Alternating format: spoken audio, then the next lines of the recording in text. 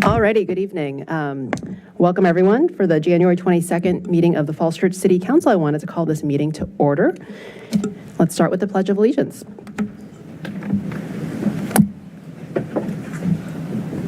I pledge allegiance to the flag of the United States of America and to the republic which stands one nation under God, indivisible, with liberty and justice for all.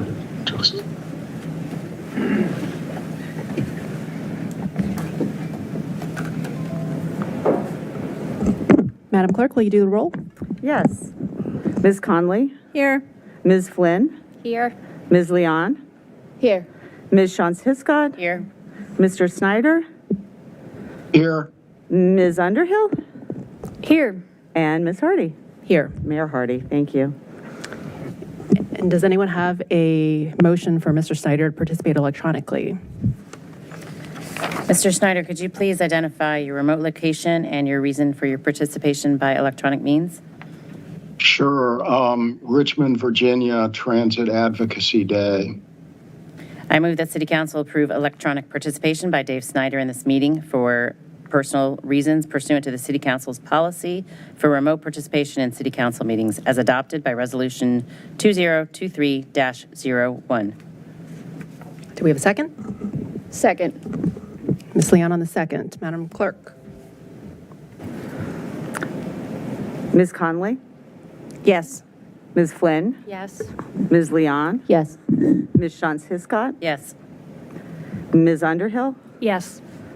And Mayor Hardy. Yes. Motion carries 6-0. Thank you. Great. Can we Thank please you. adopt the meeting agenda? Motion to adopt the meeting agenda. Second. All in favor? Aye. Aye. Alrighty, let's get started. So tonight we have a couple special proclamations. First up is recognition of our 2022 Employees of the Year. Welcome, Mr. Mason. Good evening. There you go. Good evening, Mayor Hardy and members of City Council. My name is Steve Mason, and I'm the city's Human Resources Director. Tonight is my honor to present the 2022 Employees of the Year. Public Works Senior Crew Leader Brian Benson, and Recreation and Parks Senior Program Supervisor James Ruby. Unfortunately, Mr. Benson is not with us this evening, but Mr. Ruby is. I'm sure Mr. Benson is still recovering from being a part of the Public Works team that so admirably cleared our streets of snow over the last 2 weeks. Mr. Ruby is here, as I said, but both winners will be formally presented by the members of the Employee Review Board, Ms. Leanne Berthum and Mr. Joseph Rollo. This great team independently reviewed the 8 nominations and with little discussion selected Mr. Ruby and Mr. Benson. But before Leanne and Joe speak, please allow me the opportunity to recognize the 7 other nominees. First, there's IT Director Nate Dupree, CIP Program Manager Ali Kavari, Aurora House Group Home Manager Rachel Kendall, Stormwater and Sanitary Sewer Engineer Bihelu Keifel, Deputy Emergency Manager Mike Stady, Director of Elections Dave Berkey, and Public Works Customer Support Services Manager Scarlett Williams. Their nominations, which included descriptions of their outstanding work, were submitted by their peers, and they deserve a round of applause as well.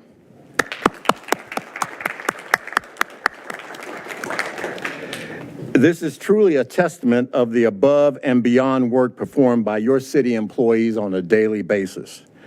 I now ask Leanne and Joe to come forward and speak, and then present James Ruby his certificate of recognition as 2022 Employee of the Year.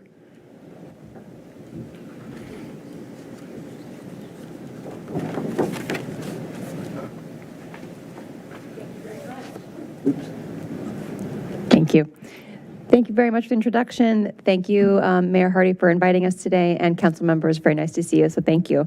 As obviously a resident, but a parent of children who benefit from Mr. Ruby's excellent leadership, I'm very, very pleased to be standing up here today to read our letter of congratulations to him. So, Mr. Ruby, we are pleased to extend our sincerest congratulations on being named the 2022 City of Falls Church Employee of the Year. This prestigious recognition is a testament to your exceptional commitment and contributions to our community, and we are proud to acknowledge your outstanding service. One notable example that underscores your dedication is your pivotal role in ensuring the success of the Falls Church basketball program during the 2022 season. Your leadership was instrumental in maintaining the program's continuity after the previous coordinator's departure at the beginning of the season. Your ability to focus on the well-being of the children in our community, the volunteer coaches, and the impressive referee staff reflects the high standards of leadership you are known for in the Little City. In addition to this specific accomplishment, other standout examples of your impressive leadership include managing the very popular City of Falls Church Summer Camp program, organizing the youth flag football soccer leagues, organizing the adult basketball, soccer, and volleyball leagues, coordinating and scheduling facility use with local school districts, hiring and managing referees and professional coaching staff, coordinating volunteer coaching staff, and, as if all of that wasn't enough, you even find a way to handle an abundant amount of parent feedback with patience and grace. Your commitment to the growth, safety, and employment of our community's athletes has left a lasting and positive impression on our residents. Your dedication and positive influence have had a profound impact not only on the Recreation and Parks Department, but also on the countless city families who have benefited from your leadership. On behalf of the Falls Church City Employee Review Board, congratulations on this well-deserved recognition. We look forward to your continued contributions to the City of Falls Church.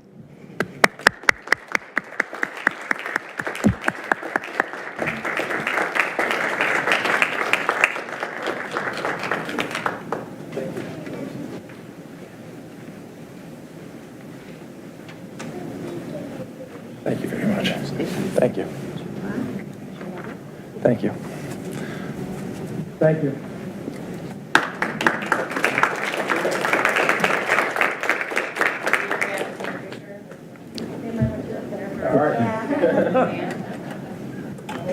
So you stand in front of the dais? Yeah. Family too? Yeah. You can be, absolutely. I'll bring the whole gang.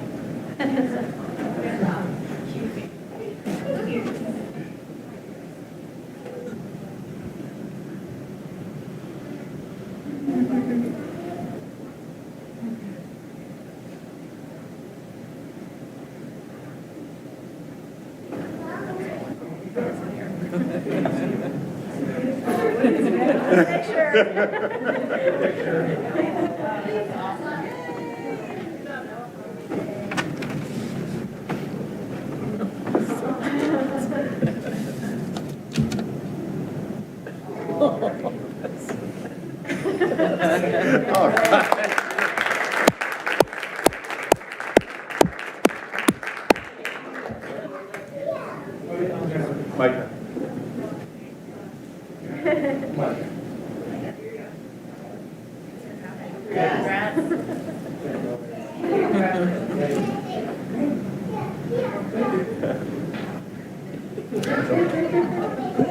Thank you.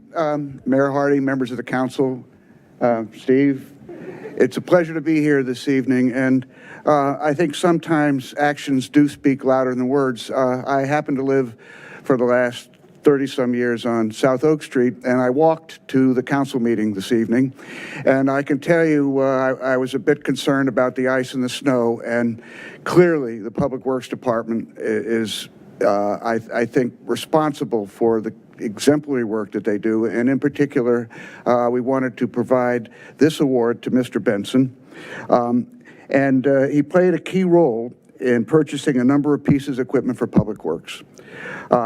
I think a number of those things like asphalt rollers, increased production of patches, connecting the city with improvements that I think all of us used day to day without very much thought given to it. I think many of us, including myself, tend to see these things as business as usual, when in fact it requires a tremendous amount of work in the summertime, particularly in the winter, and these are things that often go unnoticed by the public at large. What struck me and my colleagues, I think, was that this work has been over 3 or almost 3 decades of service to Falls Church City, and I think for that, the recognition was well deserved. So from the committee, we'd like to present Brian Benson with this award. I understand he's not able to be here this evening. So on behalf of the committee, I like to present this to Mr. Benson.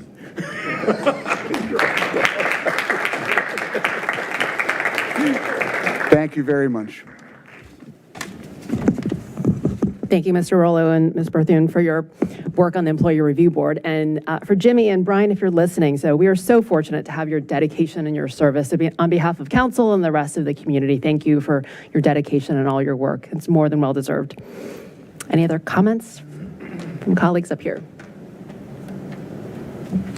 I'll just give a quick note. Jimmy, I also, with all these other accomplishments, I searched my email for your name and found that you were also working on the Memorial Day Parade and organizing all of that. You did a tremendous job with that, and so thank you for that on top of everything else.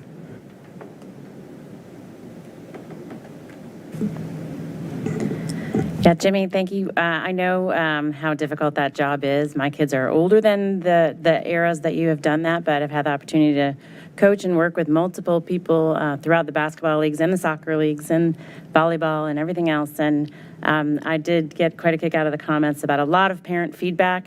That is a hallmark of Falls Church City, and you handle it with grace and compassion and understanding. And I just thank you so much for all the work you do for the youth in our city. It's really, really welcomed. And I wanted to share how many remarks I've gotten about the Department of Public Works this week alone. The number of people who've driven through Fairfax and McLean and Arlington or tried to walk the streets I've gotten so many compliments about DPW, and I want to make sure that they get to the people who are actually doing the work. So please do share that. Brian and the crew, the whole crew, we just so appreciate how much work they've done, and it really was exemplary and noticed by many. As soon as they left the borders of Falls Church and tried to go on any other side streets, they weren't nearly as safe as they were in Falls Church City. So thanks to both of our employees of the year. We appreciate you and your crew. Ms. Leon? I am just impressed and so humbled and appreciative of what you do. You bring 200% of yourselves to work. And I think for all the candidates and particularly congratulations, to Jimmy and to Dave. It's just the spirit of what we do here in the city. We're small, but we're mighty. And I just, as the liaison to Rexon Park, I know how the responsibility of that team has grown. And I know that the retention and turnover has been an issue because you support your employees moving up into other positions and career progression, which is great. So thank you. Thank you very much. Great. Well, thank you again. And thank you, Mr. Mason, for coordinating. Okay, next up, we have proclamation declaring February 2024 as Black History Month in the City of Falls Church. And Ms. Underhill will do the honors. Whereas the City of Falls Church wishes to honor the impact Black Americans have made on our city and our nation, and recommit to reaching for a day when no person is judged by anything but the content of their character. And whereas observance of Black History Month allows us to reflect on the sacrifices and contributions made by generations of Black Americans as intended by the creator of the celebration, Black historian Carter G. Woodson. And whereas this year's theme, African Americans and the Arts, highlights the impact made by Black Americans in music, visual arts, performing arts, literature, cultural expression, and other arts that make up an important part of American culture and history today. And whereas in recognition of this theme, it's important to remember the Tinner family's skilled masonry, which adorned many historic structures in town, whether in facade or foundation, and has long put Falls Church on the map as a key architectural hub of our region. And whereas today we emulate the Tinner craft in public art, such as the Tinner Hill Arch, exemplifying the political, social, and historical meaning of what the Tinner family has given this community, not only as craftsmen, but as civil rights advocates, mobilizing forces, and key figures whose legacy continues to shape our future. And whereas the City of Falls Church takes great pride in the tradition of literacy literary accomplishment within the Black community, from the long line of writers in the Henderson family to the burgeoning authors like Tanya Gaskins Hardy, seeking to preserve their family genealogy and promote community history. And whereas the city is home to the Tinner Hill Heritage Foundation, an organization that has utilized the arts to preserve and promote early civil rights history in the community by organizing cultural music festivals, sponsoring murals and public art installations, and helping compile language to preserve our history in monuments throughout the city. And whereas new perspectives and untold stories in our city's history are encouraged to be shared and celebrated, such as Constance B. Foote's skills in landscape painting, which is said to capture scenes of the city long before its incorporation and represents African-American artistry in the region dating back to the 1800s. And whereas the City of Falls Church wishes to continue discovering, uplifting, and honoring Black history within our region and seeks to move toward a year-round acknowledgement and appreciation of the contributions of people of color within the community.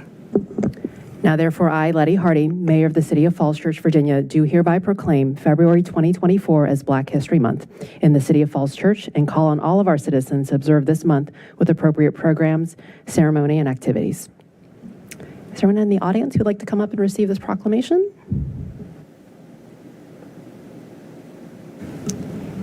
If not, we can ask staff, or we can to receive it, and then we can get it to the right folks. Or looks like we've got a volunteer. Thank you, Mr. Mason.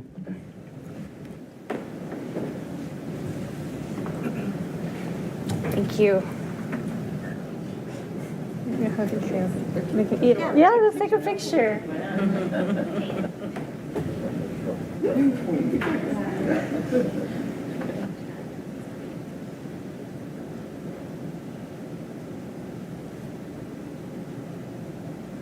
My pen.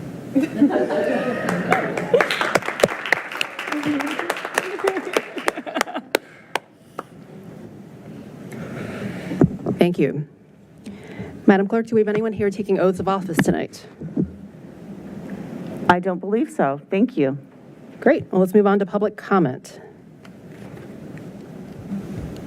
Madam Clerk? Yes, I'll start with the written comments received since your last regular meeting. Nader and Bernadette Baruch asked that the Quinn and Homestretch proposed development not move forward because significant concerns had not been addressed. Edwin B. Henderson wrote in support of the designation of the area to be known as the Tinner Hill Historic and Cultural District. Wynn Singleton wrote with comments about a recent edit to the city's website. Andrew Olson and Arthur Agan, Lincoln Avenue residents and CACT member, provided comments on the greening of Lincoln Avenue concept version 2 and noted that they were excited about public engagement on the plan. Randy Rabin requested drive-up mailboxes in the city, and that's what we've received. Great. And what about receipt of public comment? Do we have anyone in the audience? We do. We have several people signed up, and we'll just remind folks that we have a 3-minute limit for comments. That's to allow everybody to get a chance to speak. First, we will have Joseph Shirizzi, followed by Jeff Pearson. Welcome.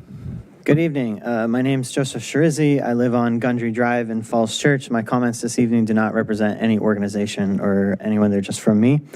I'm here this evening to talk about affordable housing in the city of Falls Church. I very strongly am in favor of tax exemptions for the Wesley housing units, as long as they remain affordable housing units for the life of those tax exemptions. These are pretty much the cheapest places anywhere in Falls Church to live, and it's essential to keep them open and operating for the families that live there. And the tax exemptions, I believe, based on the cost documents that were provided, tax exemptions are required to keep them operating.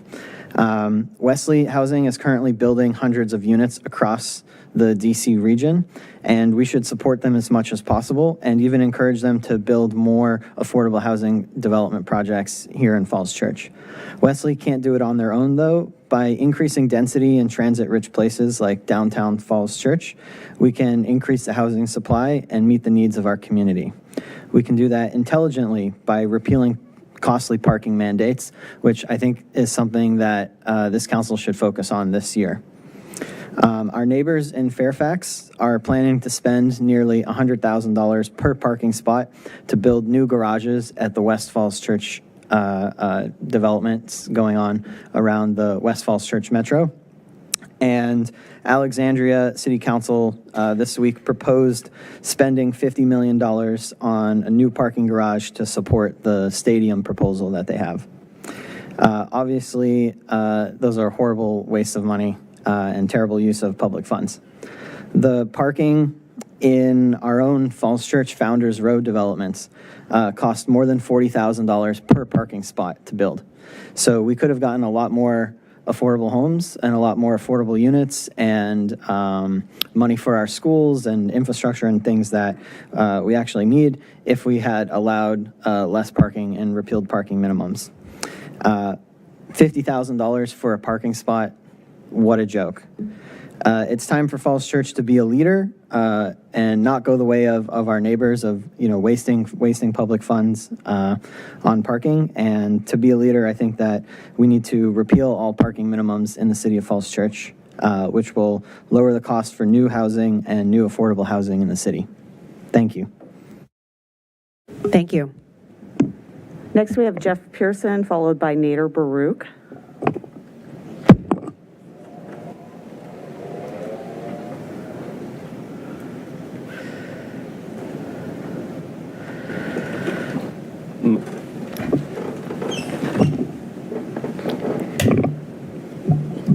Thank you. Happy New Year. Hi, my name is Jeff Pearson. I live at 513 West Broad Street, apartment 204 in Falls Church at the Byron. But I came here tonight, on my own accord, right? I am a member of the Human Services Advisory Council, but I'm here in my own capacity tonight. But I'm here to advocate as a part of larger HSAC goals that are very important to us. But we need more middle income, affordable and accessible housing developments here in Falls Church for people with disabilities and for middle income seniors. For example, numerous units in a building set aside with a personal care attendant coming in and helping people with disabilities with their assistance of daily living, having a communal room where residents could come and be able to congregate and that would improve lifestyle. It would make Falls Church City as even more inclusive than it of course is right now. And our little city could be a haven for middle income seniors and for people with disabilities. And I really urge the council to look at these options and see where we can make make this a reality. So thank you so much. Thank you for your comment. Next, we have Nader Baruch.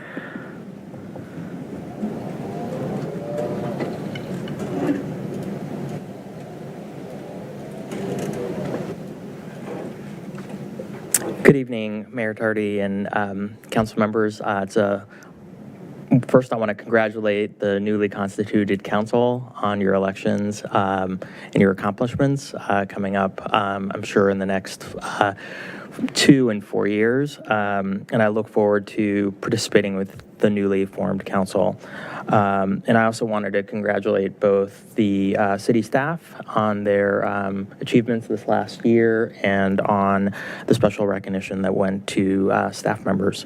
With that said, I wanted to make some quick comments. Again, I'm speaking on behalf of myself and not any group or organization.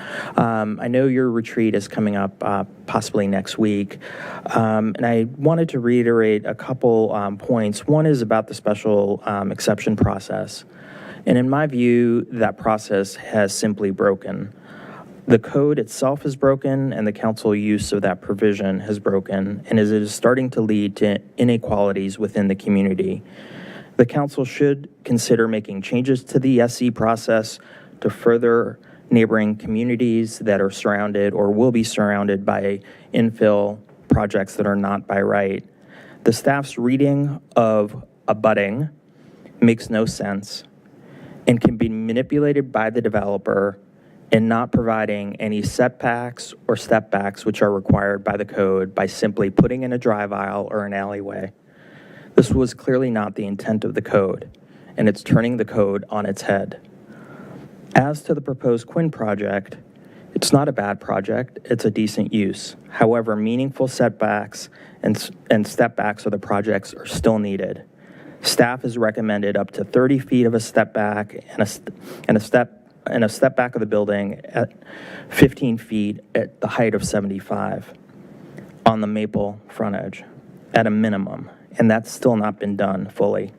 Additionally, meaningful setbacks are still needed are provided on the east and west side of the projects, which both face B zones, but yet on the frontage that faces residential zones, that being an affordable housing area of Virginia Village and also Winter Hill, meaningful stepbacks aren't provided on that end. So why are they being provided on the two ends that face business usage right now? Where's the equality in that? Taking a look at the South Maple Street frontage, would you as council members want to live there? Would you want to live in a future building that's facing that level of massing without any meaningful stepbacks or design enhancements? That's certainly not what the council did at Tinner Hill. Even with Tinner Hill, Pearson Square was there, but if you look at, that frontage, there are stepbacks that are provided with small retail. And finally, as far as the affordable housing piece goes, I hope the council will consider dedicating whatever cash the city may receive towards other continuum of care projects to buy down rents for our city residents, not to go into an affordable housing slush fund, which isn't discussed at the time the project may be approved. Thank you. Thank you for your comments. Madam Clerk, do we have anyone else? That's all we have this evening. Great.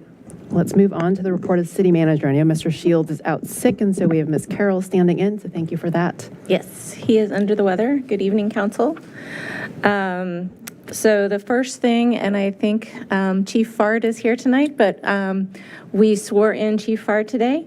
So he is officially our new Chief of Police, and he's here in the audience as well.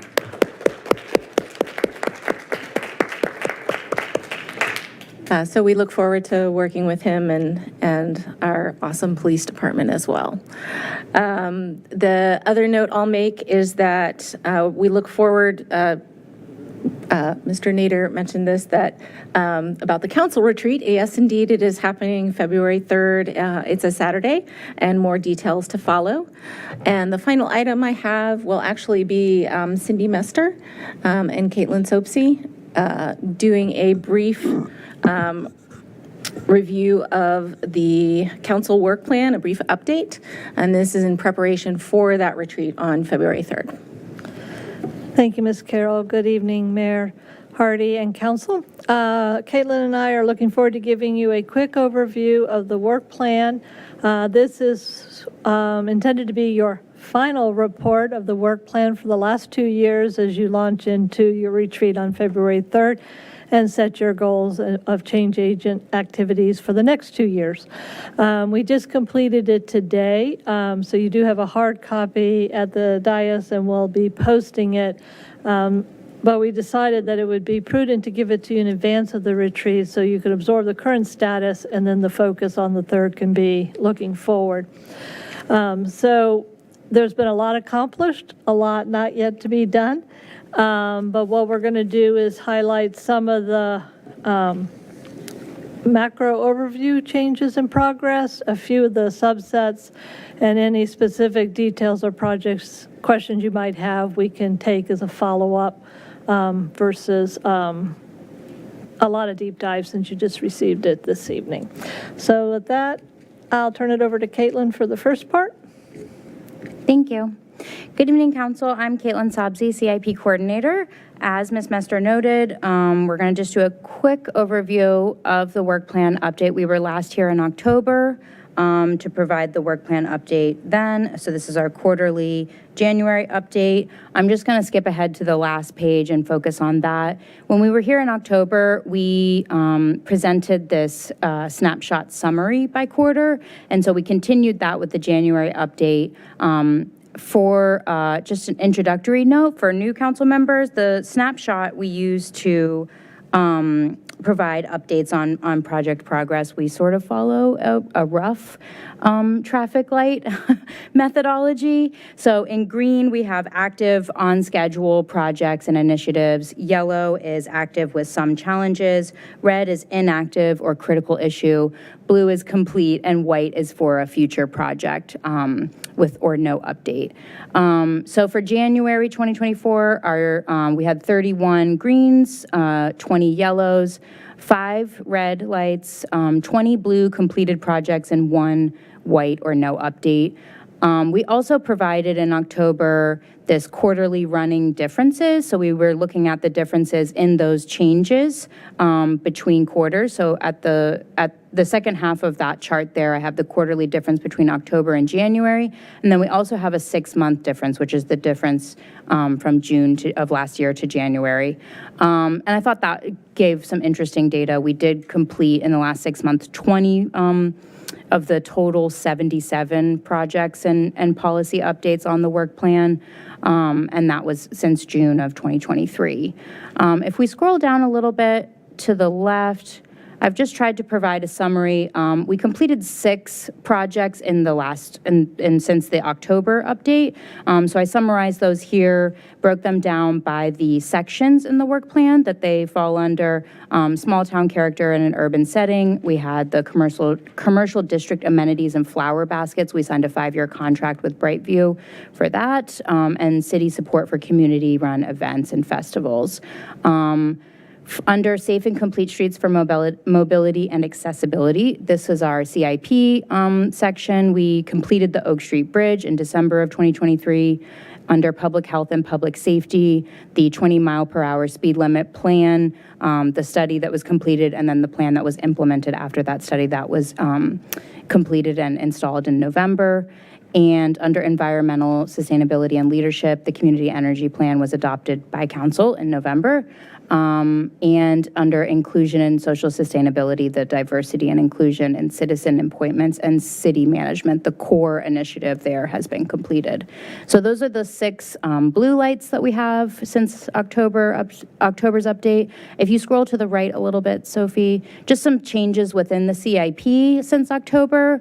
We had 2 projects that were changed to green, so those are now on track and active. The WNOD Trail Crossings project, we received some additional funding from VDOT for that for a small shortfall, and the construction phase has been authorized. For Washington and Columbia intersection, also authorized a construction contract and are scheduled to start construction in the spring. Some projects that were changed to yellow since October is the Broad Street Hawks PED Crossings project. We've had some schedule delays, but we are anticipating to finalize the construction schedule in February, and project completion is still anticipated in early 2025. For Greenway Downs, we've had some delays and some funding challenges on that as well, but we're still expecting 100% plans in February. And construction and procurement schedules are still sort of pending. LED streetlights, some delays there due to long lead items, and the rapid response team is changed from red to yellow now. I'm happy to report it is fully staffed, and we're doing staff training and onboarding currently. So I think that's all from me. If there are any questions, we can take those. Like I said, I think just keep it brief tonight and take back anything for follow-up. Yeah, we wanted to make sure you had this report as background material for February 3rd. Great, we have questions from Ms. Connolly. Thank you for that, Ms. Opsy. And I just have one question. It's actually about my very own street, which is the Greenway Downs traffic calming. It says 100% plans anticipated in February. There were some concerns from some people on my street about some of those bump outs, and I'm just wondering what the status is on that. Those have been received, and I know under review with Public Works, and they were verifying good turning radius and all, and we can follow up on the specifics. The comments were sent back to the... I think in the work plan, I'm trying to find what page it's on. There was a longer update where it said that they were taking some comments back for consideration to change some design in the 90 to 100% plans.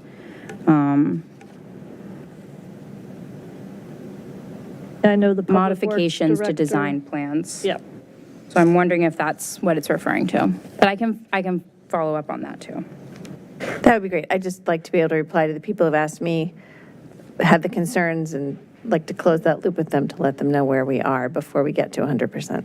And I know the NTC project coordinator, Jenna, is planning to do another letter update. Other questions or comments? Ms. Leon? Thank you so much for this update. Cindy, is it possible at some point to get a rundown of just the larger status of where capital projects is? So, you know, I think in the time since those capital projects were defined back in 21, when we did our SIP planning cycle, I think 2 years out, trying to understand where our baseline has shifted, particularly on target completion dates. I sense that we're trying to do a lot, but I also sense as if we're slipping on some of our capital projects, and if we need a recast, either for cost and for schedule, just having a conversation to understand what that new baseline is, particularly for capital, because that's the meaty part in terms of delivering results that are very tangible for our residents, streets, sidewalks. Is it possible to do that?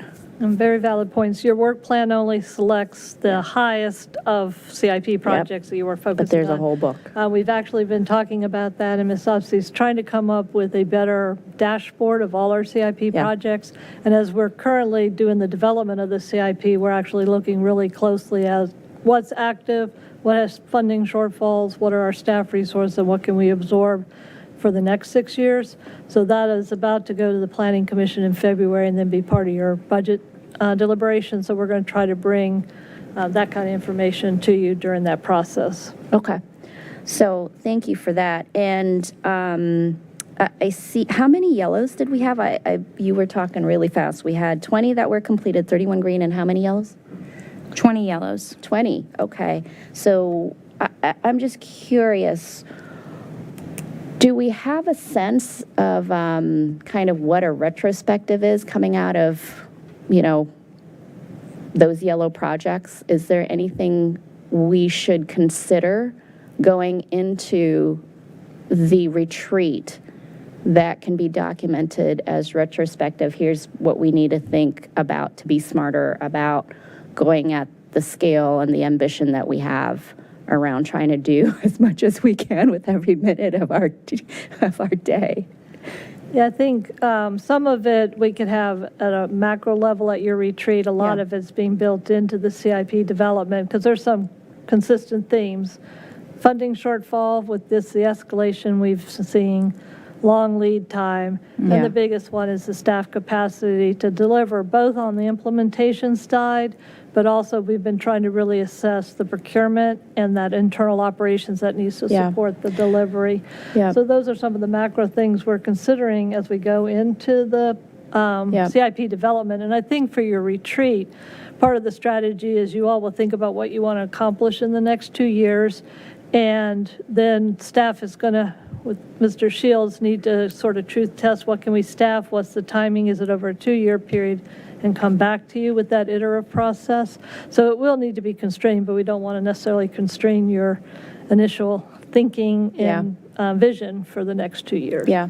So understood, and I hear that. So I think it's just good to be transparent about what the prioritization process is, and every prioritization process reflects what we should do and shouldn't do. Like, there's a lessons learned on this. So at some point, I think it would be good to just disclose, here's, the prioritization approach, because I'm pretty sure this body will tell you, here's this list of things, right? So in all fairness, whether it's at that offsite or it's after the offsite, just having that written so that we kind of understand what the lessons learned are and how it pans in as input into that prioritization and assignment, I think would be really just helpful, because it's all an education, right, for all of us. Yep. In terms of capacity. Yep. And I know Mr. Young has been spending his initial time as interim deputy city manager really working with CPEDS and DPW on that, spending a lot of time with Caitlin as well. So, yeah, definitely a lot of internal process improvements that are in discussion right now for this for reporting and for the dashboard feature to make the CIP data more accessible and easier to understand, I think. Also to improve, hopefully, our delivery of the CIP. Just a point of clarification, the chart there with the 20 yellows for, that's not a reflection of CIP. That's the entire work plan. Entire thing, yeah. So there's only 10 CIP projects in the work plan. Like Cindy said, those are sort of the high level, the ones that we wanted to emphasize. There's a lot more CIP projects than 10, but that's not a true reflection of the CIP, I don't think. So yeah, I just wanted to make sure that that's clear. And the red projects, it was an increase of 4 from June to October. Last question, I promise. June to January, yes. June to January. So what was the driver for that increase in the red? So the only 2 reds that I don't know from June to January, from October to January, I counted 2 changes in red, even though it's a net, there's no difference shown there because it's 5 in October and 5 in January. There were actually 2 that went to red. And they were, one was a zoning, a zoning update. That neither one of them were CIP projects. Right. And it was sort of a staffing availability. Mm-hmm. Also, some of those things that are changing from yellow to red are just shifting priorities. Like a lot of things that are in the work plan are like policy updates or larger initiatives. So if, we sort of are shifting our focus from one policy update and we want to focus, the council wants to focus on a different one, that could sort of slow us down to yellow or red too. So the majority of the red are related to staffing. Green building design, thank you, that's one of them. Beyond the community energy. Oh, zoning code amendments, which is on page 11. So some of the red is because we provided direction that We changed said it was some important, of. but we didn't staff it to have more than one staff person to deal with environmental. So mostly staffing. Or the prioritization just changed, Okay. over 2 years. I think it's expected to fluctuate. Good reason for you all to have this now before the retreat, so you can reassess where you want to go, and then we can truth test it to staff resources. Great. Ms. Flynn. Thank you. So I just had a question dovetailing with what Ms. Leon was saying about some of the slippage on some of the DPW projects in particular. Could you just talk a little bit more about the Broad Street Hawk signals? Because I know that that's one we've been waiting on in September. We had an update that it was going to be September when we saw that happening. Now we're into 2024, and we all thought, I think, that we were going to have actual crossings for pedestrians, and now we're talking into early 2025 by the time of construction completion. So I think for all of us, it's been a priority area to try to get those crossings improved. And so I think understanding a little bit more of why we're seeing, a 15-month delay in particular would be helpful to understand. Sure. There's a, on page 6 of the work plan, there's a more detailed notes about that project. I don't remember off the top of my head what the previous sort of schedule was. I just know that we had a delayed start to the construction schedule due to some ongoing permit challenges. Our permits department and our project manager has been working very closely with the construction contractor to get, they had a lot of like missing materials in their permit application. So they've been working very closely to get that resolved ASAP. And I know that we expect to receive a schedule from the contractor in early February, so in just the next few weeks. And we did have, I think, 2 notice to proceeds for that project because the first one had to be issued last year for long lead items, and then the second one should be coming up very soon. I hope we're not paying that contractor. If they're not meeting their part of the bargain to get it on time, I just ask we take a look at the contract and payments, because if they're missing key things on their permit application and this is what they're supposed to be doing, again, I'm not making judgments. I just want to make sure we're getting a fair shake as a city in that. Yeah. I know staff has been working really hard to help them get that resolved. So, But we also have strong contracts in terms of compliance and delivery. yeah. Other questions and comments? Ms. Lynn, you more? No, I don't have any more on this. I had 2 council requests, one for Ms. I have Nestor, a few but on we'll this finish one, this but I first. want to see if anyone else wants to go on work plan. Okay. Well, everyone knows this is my favorite topic, and so I appreciate this topic. Given that this is the first time we've seen this latest update, I will restrain myself on my comments. So overall, I really like this snapshot and the trend analysis because I do think that's really helpful. So things I pulled out just really quickly, doing back of the envelope math, 26% of our projects that we started in 2022 are now complete. 41% are still underway in green. That said, the trend of more going to yellow and red is not great, right? So we have about a third of our projects in yellow and red. Yeah. And so I think that merits more discussion. I think based on the trends we just talked about of either funding shortfalls or long lead times, I think that's an important thing to pause on. But the fact that we started 77 projects, or council decided in 2022 that these were our priorities, but we're only getting 40% of them, or 26% of them done, and 40% of them in green, I think is important for us to reflect on in terms of what our capacity actually may be as we go into the retreat on February. So that was kind of one comment and observation. The second one, which I think is kind of touched on, is I think we need to figure out a better way to show and report out on between this kind of work plan and CIP. It just is getting unwieldy. Because I know there's other things that aren't on this, and there are probably things on this work plan that we probably don't need to track as much, but it's been on there because they've been long-standing priorities that just haven't gotten done. So somewhere between kind of staff and council discussion, we just need a better way of managing it. I think you'll find that this council in particular is really passionate about getting results, and seeing these projects, I think, is a really good manifestation of wanting results for the community. So we just need to figure out a good way to kind of have good oversight of these projects. And then my third request is, in general, it'd be great to send this in advance, because I certainly am one to need time to digest, and I can't digest 14 pages while sitting up here. So I appreciate all the work that goes into it, and I want to make sure we do it justice. And a pre-read, I think, for this group would be helpful in that vein. Yeah. Yes, and I think know we that- definitely expect to have some follow-up after, everyone is able to review it. And normally Caitlin does get this out in your packet, but Mr. Shields and I decided late Thursday evening that it would be helpful for you all to have it prior to the February 3rd. So we are appreciative of the quick turnaround on the staff side, but acknowledge it didn't give you lead time to read. Yeah, and we appreciate all the hard work that goes into it. And I guess just based on the depth of the questions, you can tell all of us up here really appreciate the work that goes into this too. So thank you for that. There will be a lot more detailed information that's presented with the proposed CIP to Planning Commission. That will be on February 21st is the first session, and then we'll go back to them March 7th. Yeah.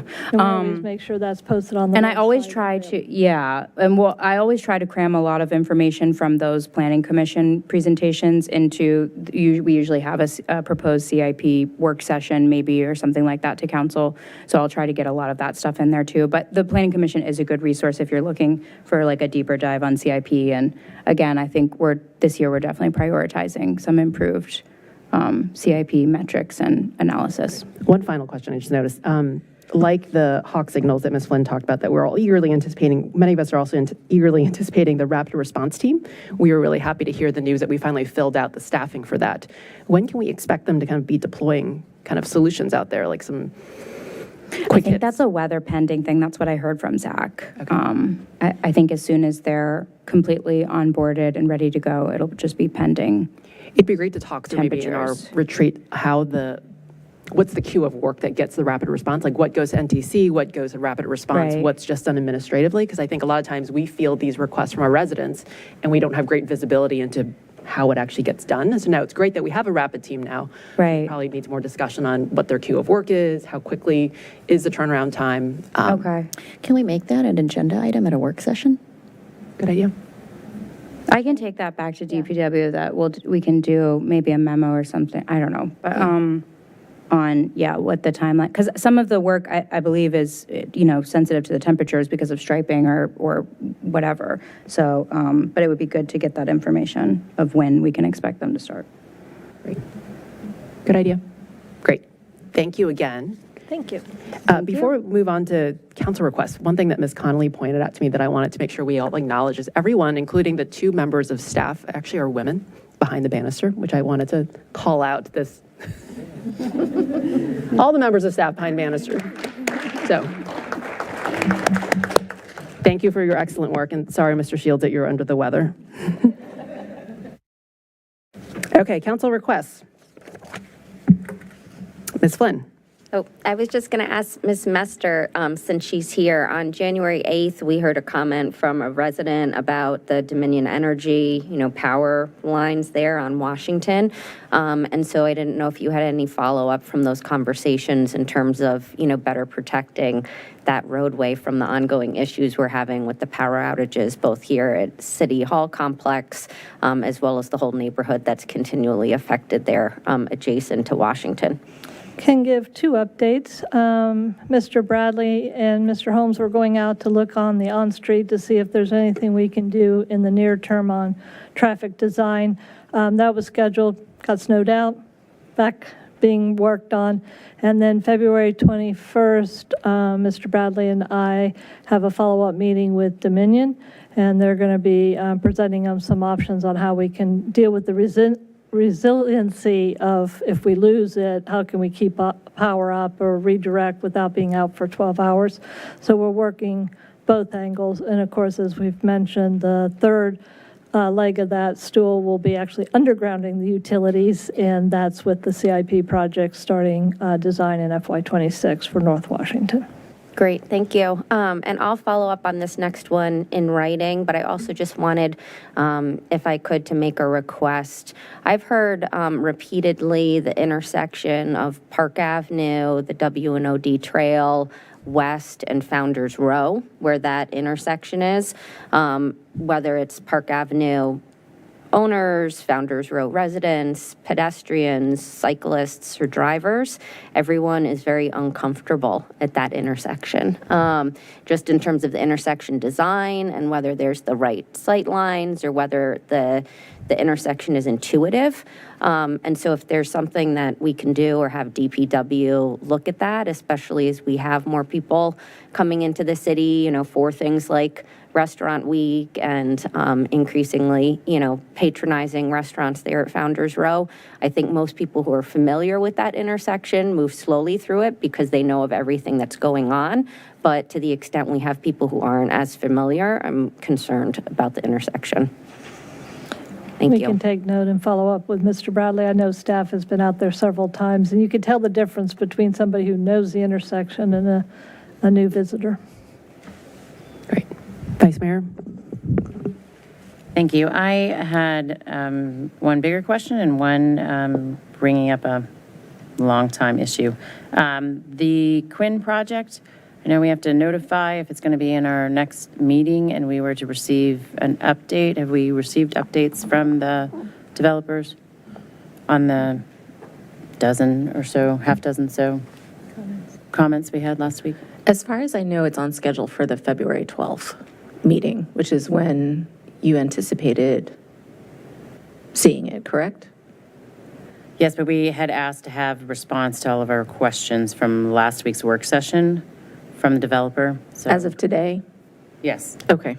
I'll need to confirm that with... if you could just let us know, we'd like to see that as soon as possible so we have time to, if we're keeping on that schedule, we want to have enough time to review and see if the changes we had requested were made, or what was changed and what wasn't changed, Okay. so we can be making informed and thoughtful decisions. That night. And then as I was sitting here thinking about all the women behind the dais and staff that are here, it brought me back to thinking about the artwork that we have in City Hall, and we've talked about this for at least a decade, I know, about adding there are additional historical figures in Falls Church City's long history that are of color, that are female, that are not represented in our city council chambers, that Mary Beth can talk about how long we've been discussing it, but I feel like it's been a decade. So I just want to add that back to the list to have something to discuss. I know we had conversations, and with all the other priorities going on, I know there are a lot, but that is one that I would like to just keep making sure that's in the discussion loop. And if you like, Mayor, I can do a quick update just so the public and council knows. In your budget amendment for the 75th anniversary, there is money for public art. And the Arts and Humanities Council has finished their policy and process, which administrative, the city manager signing off. And in February, we will issue the request for artists for chamber art and lobby mural. And the goal is to have some, if not all of it, done by the end of the 75th anniversary celebration party in September. And shortly, the traffic control boxes call for art RFP will go out. So that's going out first, and then the call for art for City Hall Chamber. And then you will see it all. I just teed that up for you, and you had such a great response. And thank you for that great segue. action. So thank you for your work on that, and look forward to seeing the results and seeing what artists we can lure into the city. Thank you. Other requests? Mr. Snyder? Oh, thank you. I'm wondering if the city manager and city attorney might put out a reminder on our website about the responsibilities of property owners to keep their the sidewalks reasonably clear of snow and ice. And walking around the city, some sidewalks were great and others were not touched at all. So it might be helpful to give a reminder as to what the ordinance provide for. Thank you. Thank you, Mr. Schneider. I actually had that on my list as well. I think they've put it out on social media, but I would actually like to take it a step further and see whether there's actually enforcement action. There are a couple of kind of repeat offenders that I've noticed over the back-to-back snowstorms. And if we're serious about pedestrian accessibility, I would like to follow it up to the extent we have ability to enforce. So thank you in advance for that. Thank you for raising that, Mr. Snyder. Any other council requests? Okay, I had a couple of kudos. So first of all, welcome again to Chief Fard and congratulations on joining us in Falls Church. I also wanted to make sure that staff got recognized for really the great response, I think, on Public Works. We talked about it when we recognized Mr. Benson for being Employee of the Year, but really I think it was remarkable how much better our streets and sidewalks were in the public areas. So thank you for that. And then also for the Falls Church City Police for the really quick response in that really horrifying dog stabbing that happened last week. We were really all just horrified by it. And so we really appreciate the fast work of our detectives in collaboration with the region. So thank you for that. And then the last kudos really is for our EDO staff and the really great work we're doing on promoting Restaurant Week. I think we're on day 4, and the publicity around it I think is fantastic. So thank you to staff and everyone who's worked so hard on that. Okay, let's move on to business on the agenda. Madam Clerk, will you call the items, please? Yes, our first item is TO 22-14, ordinance adopting real property tax exemption together with improvements thereon located at 208 Gibson Street, RPC 52-309-005, 302 Shirley Street, RPC 52-309-008, 310 Shirley Street, RPC 52-309-012, 312 Shirley Street, RPC 52-309-013, and 310 South Maple Avenue, RPC 52-309-022, in accordance with applicable law. Great. Welcome, Ms. Jones. Good evening. So I'm here where staff is here, and we're requesting you to give first reading, to grant first reading to this ordinance that we brought to you last week. The ordinance is going to grant a real estate tax exemption to the 5 properties that were just mentioned, and they would be conveyed to Wesley Housing Development Corporation of Northern Virginia pursuant to the Memorandum of Agreement of Understanding that Council approved in September 12th, 2022. And Brendan Woodley, the Housing Development Specialist, is here virtually, and he's going to be giving the presentation this evening. And we also have Camilla McAfee, who's the President and CEO of Wesley Housing, who's here for questions and answers. Any questions that you might have for her, she's here to answer them. So I will pass to Brendan. Thanks, Dana. And thank you to Mayor Hardy and the council for giving me the opportunity to speak with you here today.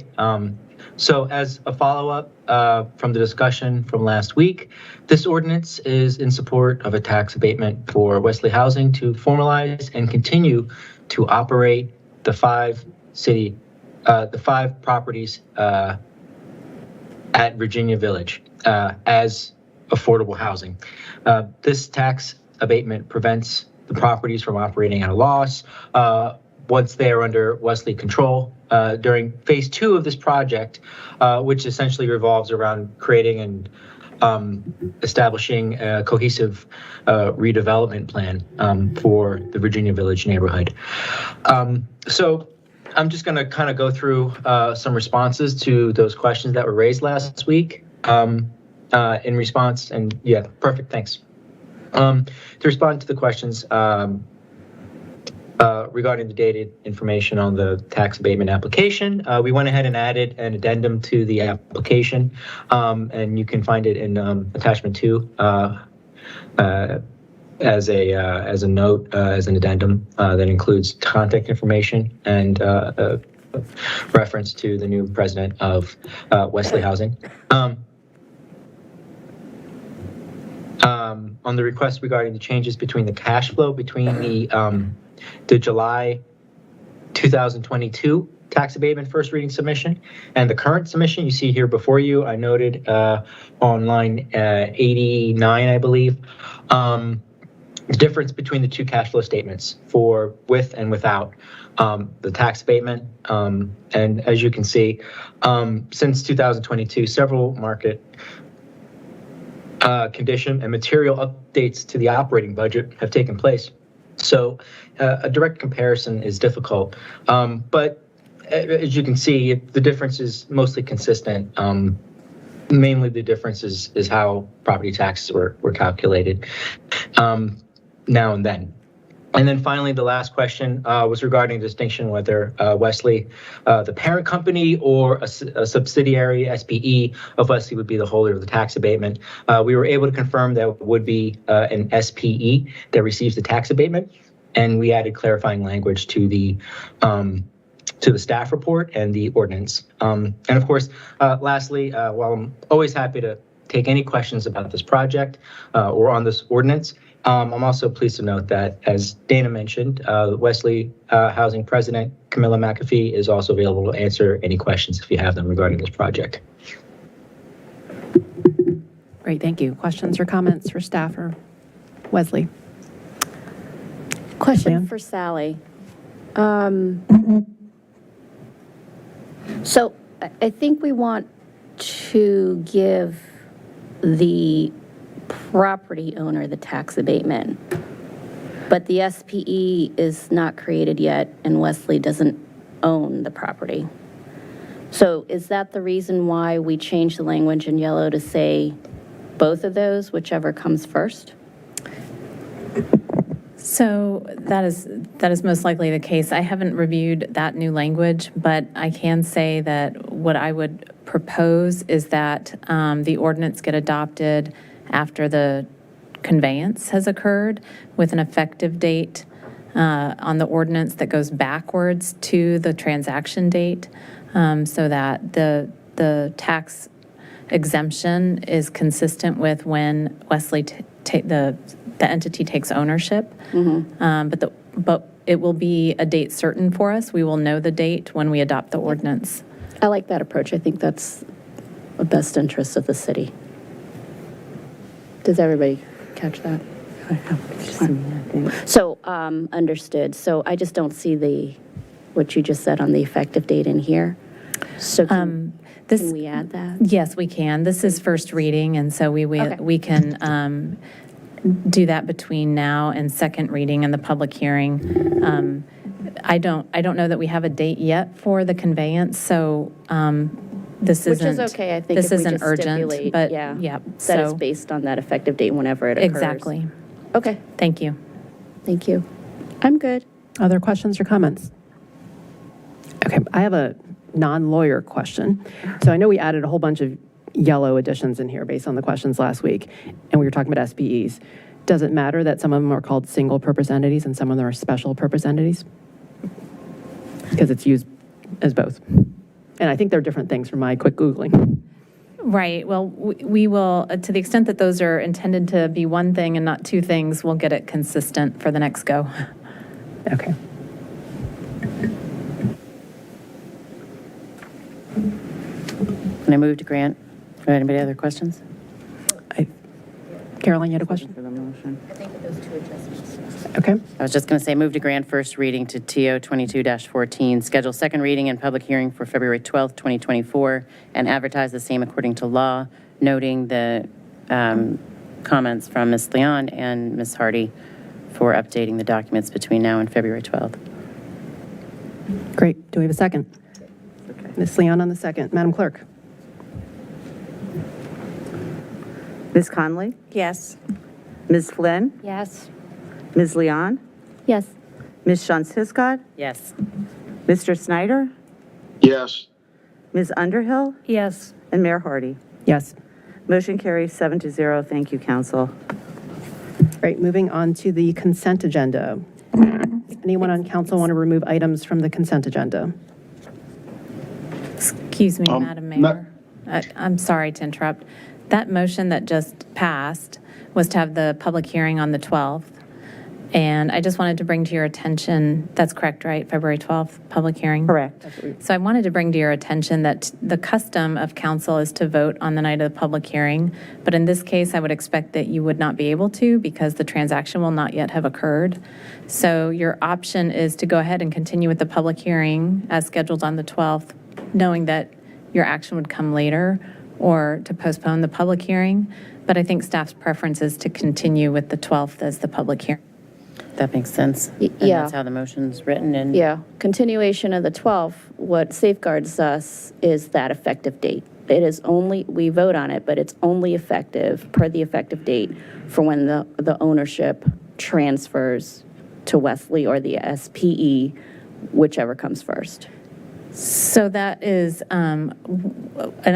that's, what you're proposing is that the vote occur prior to the conveyance? Yes. And what I'm proposing is that the vote occur after the conveyance, and that the effective date of the ordinance is retroactive to the date of conveyance. Oh, I like that. That's better. Okay. Okay, So that thank means you for won't walking that vote. through. You might have your public hearing on the public 12th. hearing remains the same. It The remains public hearing can be on the remains our motion. 12th, Yes, but no action. Thank you. yes. And staff would support that. We need that for the Virginia Housing underwriting, as well as working with Wesley's board for their final vote. So thank you for keeping the public hearing on, Thanks for and keeping us straight, Sally. maybe we can act that night. Great. It's good clarification. Thank you. Move to adopt the items on the consent agenda. There weren't any questions, right? Madam Chair, Madam Mayor, I would request that the appointments be removed from consent and we vote on each one and potentially discuss each one. Okay. Okay. Other than that, any other items removed from consent? Do we have a second? Second. Ms. Conley on the second. Madam Clerk? Ms. Conley? Yes. Ms. Flynn? Yes. Ms. Leon? Yes. Ms. Shantz Hiscott? Yes. Mr. Snyder? Yes. Ms. Underhill? Yes. And Mayor Hardy. Yes. Thank you. Motion carries 7-0. Great. Well, let's move on to talk about appointments. Should we call each one, Madam Clerk, or how should we do this? I think that's what Mr. Snyder requested, and if you'd make a motion either accepting the Appointments Committee recommendation that would bring the term in, or state the term as it is on the agenda, just so we have those. So we'll start with, I move to appoint Rochelle Dove to the Economic Development Authority, an unexpired term beginning December 1st, 2023, ending November 30th, 2027. Could I actually, could we discuss the EDA appointments as a pair? Would it be possible to do that? Sure. Yeah, so I mean, I know that I was at Appointments Committee.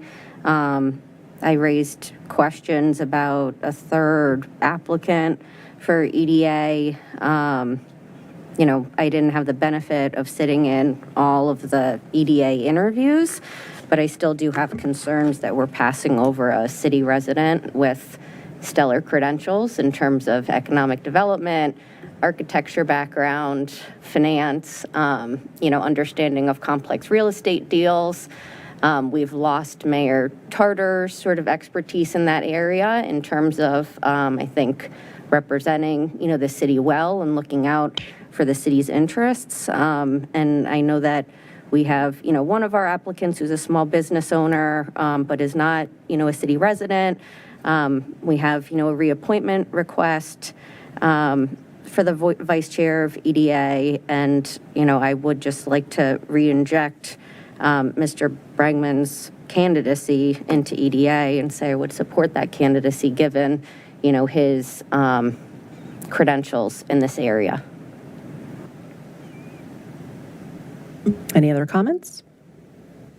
Yeah, Madam Mayor, if I might, I think it's very important to have a diversity of thought on the EDA, and former Mayor Brangman would bring that, as well as significant expertise in negotiating with developers and contractors for the benefit of the institution that he's part of. So I think passing over him for appointment to the EDA was an error, and I would certainly support former Mayor Alan Brangman for the EDA.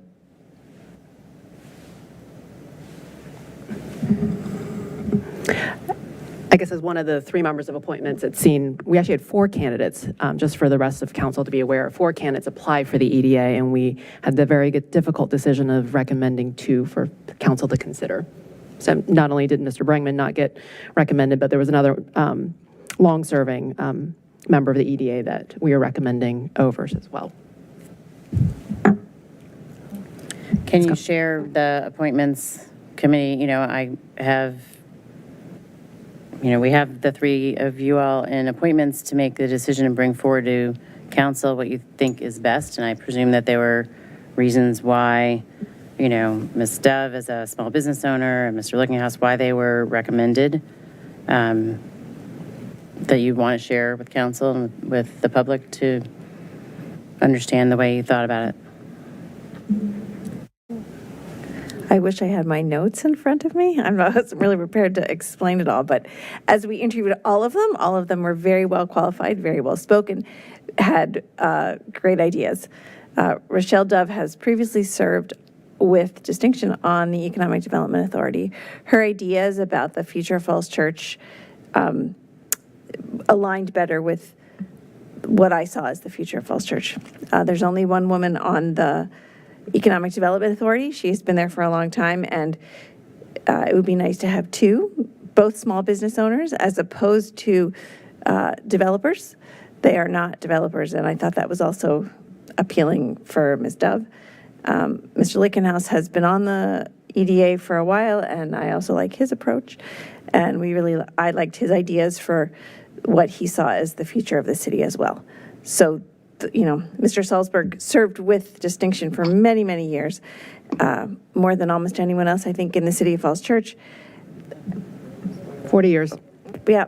And Mr. Brangman has also served with distinction. So it was a hard decision, but if you just in our conversations, which are 15-minute conversations, these two, for me, rose to the top as the two that I would like to be on the EDA. I second that.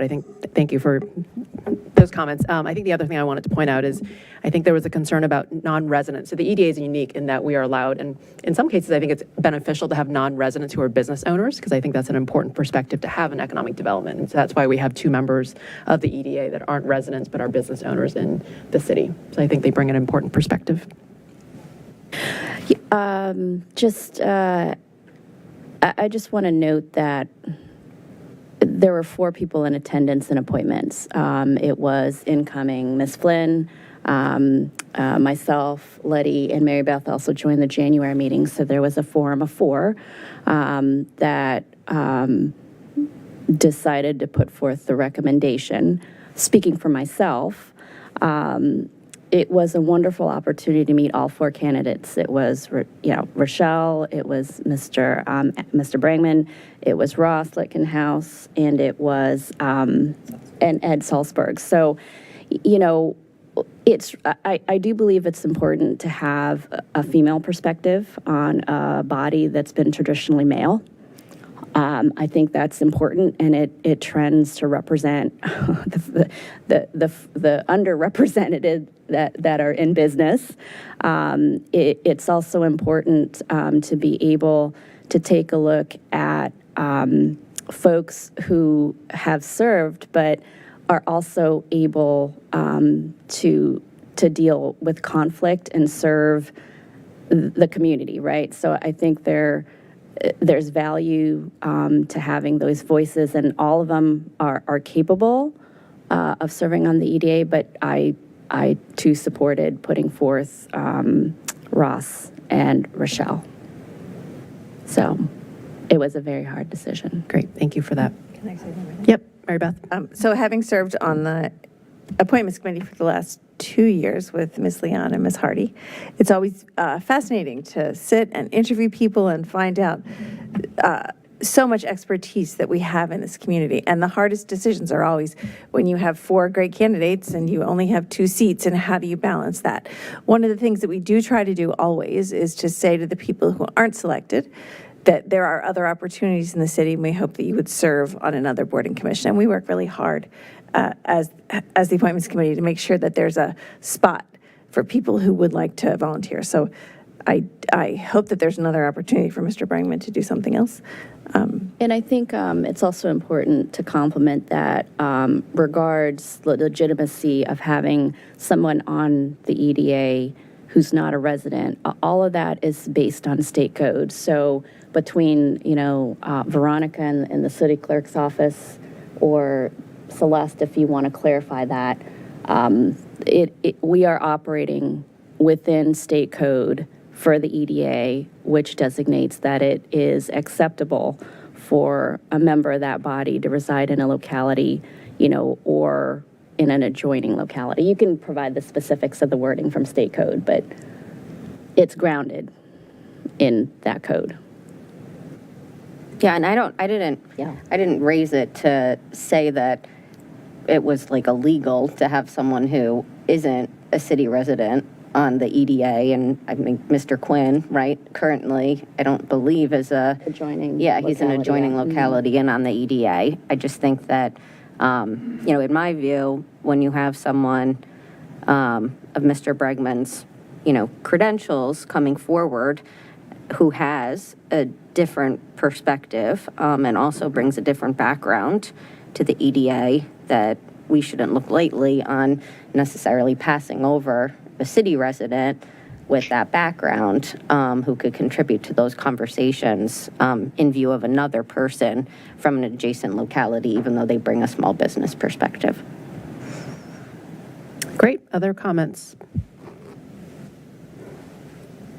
I think at the end of the day, I think we all value having different perspectives, but I think what really matters to me when we look for people and serving on boards and commissions is how well they collaborate with others and how open-minded everyone is to hear those different perspectives. And so that's really a tough thing to weigh. And I think as Mary Beth and Caroline said, we really had a tough decision when you have 4 super qualified people, and we're trying to best kind of figure out what's the right mix of chemistry, diversity of thought, and people who are open-minded to hear those different perspectives. We did not overpass anybody. It was it was a hard call. So thank you to the work of my fellow Appointments Committee members. Questions from other members of council? I guess I would just, Madam Mayor, if I might, I think the best product and policy is when you have a competition of ideas. And regrettably, we have moved much too close, in my view, to developers. And I think former Mayor Brangman, in addition to, of course, having been former mayor and his experience in negotiating hard with developers, would have been a significant addition and would have helped balance and provide a much more balanced view. And so I think we're making a mistake by not putting him on the Economic Development Authority. Thank you. Are we ready for a vote? We have a motion on the table and without a second. But I can withdraw that motion if, are there others that people want to discuss individually? Because I can withdraw that individual motion, because I just picked one. Yeah, there's no second for that, so. Right, so I'll withdraw that one, and then someone else can, or I'll move to, I guess, do we talk about any other clusters, or are we ready to move on to appointments as recommended by the Appointments Committee? I'm looking up here to see if there's other members of council who would like to discuss anyone else. Madam Mayor, it might be better if we went through each appointment and just voted each one. Is that And we do have a motion on the table. okay, so I'll re-put that motion on the table to appoint Rochelle Dove. And, right, we don't have a Second. second. And Ms., was that? Ms. Leon. Ms. Leon on the second. Thank you. And this was the appointment of Ms. Dove. Correct. All right, you ready for me to call? Sure. Ms. Conley? Yes. Ms. Flynn? No. Ms. Leon? Yes. Ms. Shantz Hiscott? Yes. Mr. Snyder? No. Ms. Underhill? Yes. And Mayor Hardy? Yes. Motion carries 5-2. Thank you. Mr. Stile for the ESC. Do I have a motion for that? I move to appoint David Stile, Environmental Sustainability Council, March 1st, 23 through February 28th, 26, an unexpired term. I will second. Ms. Underhill on the second. Madam Clerk. Ms. Conley? Yes. Ms. Flynn? Yes. Ms. Leon? Yes. Ms. Shantz Hiscott? Yes. Mr. Snyder? Yes. Ms. Underhill? Yes. And Mayor Hardy? Yes. Old habits. Thank you. That motion passes 7-0. I move to appoint Peruz Khan-Malik to the Architectural Advisory Board, June 21st, 2022 through May 31st, 2025, and an unexpired term. Do we have a second? I will second. Ms. Underhill on the second. Madam Clerk. Ms. Conley? Yes. Ms. Flynn? Yes. Ms. Leon? Yes. Ms. Shantz Hiscott? Yes. Mr. Snyder? Yes. Ms. Underhill? Yes. Mayor Hardy? Yes. Motion carries 7-0. Thank you. Congrats to Mr. Khan-Malik and our audience. Moving on to Ms. Cotter. Move to appoint Sarah Cotter, Fairfax Falls Church Community Services Board, July 1st, 23 through June 30th, 26, unexpired term. Second. Ms. Connolly on the second. Madam Clerk. Ms. Conley? Yes. Ms. Flynn? Yes. Ms. Leon? Yes. Ms. Shantz Hiscott? Yes. Mr. Snyder? Yes. Ms. Underhill? Yes. Mayor Hardy? Yes. Motion carries 7-0. Thank you. Moving on, do we have another motion? I move to appoint Marcia Hertzberg to the Human Services Advisory Council for a term beginning March 1st, 2024 through February 28th, 2027. Second. Ms. Leon on the second. Madam Clerk. Ms. Conley? Yes. Ms. Flynn? Yes. Ms. Leon? Yes. Ms. Shantz Hiscott? Yes. Mr. Snyder? Yes. Ms. Underhill? Yes. Ms. Hardy? Mayor Hardy? Yes. Motion carries 7-0. Thank you. Is there another motion for Mr. Lickenhouse's reappointment? I move to reappoint Mr. Lickenhouse for the Economic Development Authority for a term from December 1st, 2023 through November 30th, 2027. Second. Vice Mayor on the second. Madam Clerk? Ms. Conley? Yes. Ms. Flynn? Yes. Ms. Leon? Yes. Ms. Shantz Hiscott? Yes. Mr. Snyder? No. Ms. Underhill? Yes. And Mayor Hardy. Yes. Motion carries 6-1. Thank you. And I move to reappoint Jessica Hagenbart for the Citizens Advisory Committee on Transportation for a term beginning February 1st, 2024 through January 31st, 2027. I'll second. Second. I think Ms. Underhill was on the second. Madam Clerk? Ms. Conley? Yes. Ms. Flynn? Yes. Ms. Leon? Yes. Ms. Shantz Hiscott? Yes. Mr. Snyder? Yes.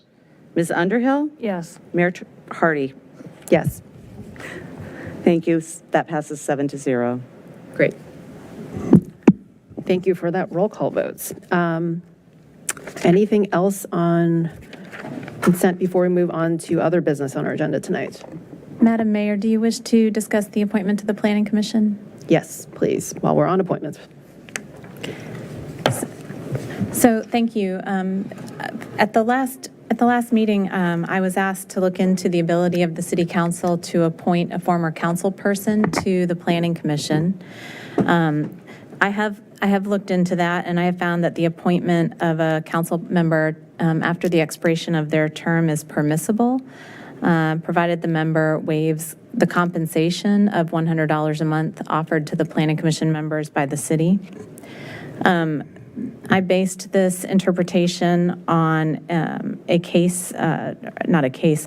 opinion published by the Attorney General for Virginia in 1989, who opined that on a similar fact pattern of someone who would serve on an advisory committee and who would receive a per diem stipend, and whether or not that position and that stipend would give rise to an office of profit.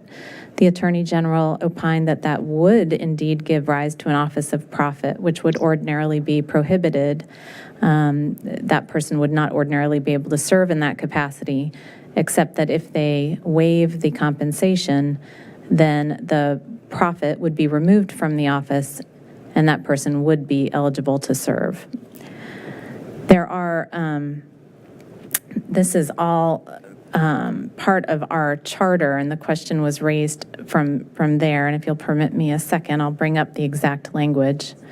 The exact language of the city's charter, section 4.01, says that no member of the council shall, during the term for which he was elected and 1 year thereafter, be appointed to any office of profit under the government of the city. So, as I said, there is an opinion on point from the Virginia Attorney General, and that opinion was relied upon in 2008 by the City of Falls Church. The city attorney at the time opined to the council that a council member who was leaving office on council could immediately be appointed to the Planning Commission without waiting the 12 months, so long as she forfeited the compensation. And then following that opinion, that person was appointed to the Planning Commission immediately on the expiration of her term. There are 3 viable interpretations. So the one that I've offered you is permissible. It is not binding law. The Attorney General offers an opinion, and that opinion is accorded weight, even great weight, by the courts that review these issues, but it's not binding, and you could reach a different conclusion. The court could reach a different conclusion in this case.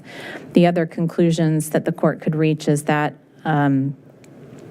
there is no such thing as divorcing the profit from the office by waiving compensation, and therefore the 12-month waiting period is hard and fast and cannot be undone. The other interpretation is that the Office of Planning Commission is not an office of profit at all, that the $100 a month is de minimis and doesn't constitute the kind of financial gain that was intended by the language of that charter. So this position that I've offered to you is kind of a middle ground position that the Attorney General reached, saying that the office Any stipend, any amount of money constitutes profit, but you may waive it in order to be eligible. So I offer that to you as the research on that point, and turn it back to you in case there's any confusion, because that was a lot of words. I would, my opinion is that a member of council may serve on the Planning Commission without waiting 12 months, provided that they waive the compensation. Great, thank you for your work on that. Do we have questions and comments from council? I have a comment on it. I think regardless of sort of whether it's legal to make this appointment, I think as a policy matter, it's a good idea to have a cooling off period for people who are coming off the council and serving on any boards and commissions. In my view, as a person who's in government, it's a concept that I'm very familiar with in terms of having cooling off periods. I think that it's important that, council members don't play an outsized role, and that it doesn't sort of change the dynamic in different boards and commissions in which they may be serving, and that also, information that we are privy to as members of council and closed sessions, for example, that oftentimes, by having a cooling off period of a year, that there, is an opportunity for that information to become stale, for example, so that there is some separation from serving in a policy-making, body to serving on one of our boards and commissions. And so for that reason, I don't support the appointment as a policy matter. I would actually, move to even include in our rules of procedures, a rule along this line. I don't know that, that there's majority support for that, but I just wanted everyone to understand my thinking on this point. Thank you. Other questions or comments?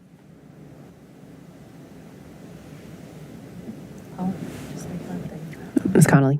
I just want to point out that, again, the City Council interviewed several candidates for the Planning Commission, all of whom brought different expertise to this role. And as we discussed it, we felt that Mr. Duncan had the most breadth and most depth to be able to serve on the Planning Commission. I appreciate you explaining your position, but I will support his nomination.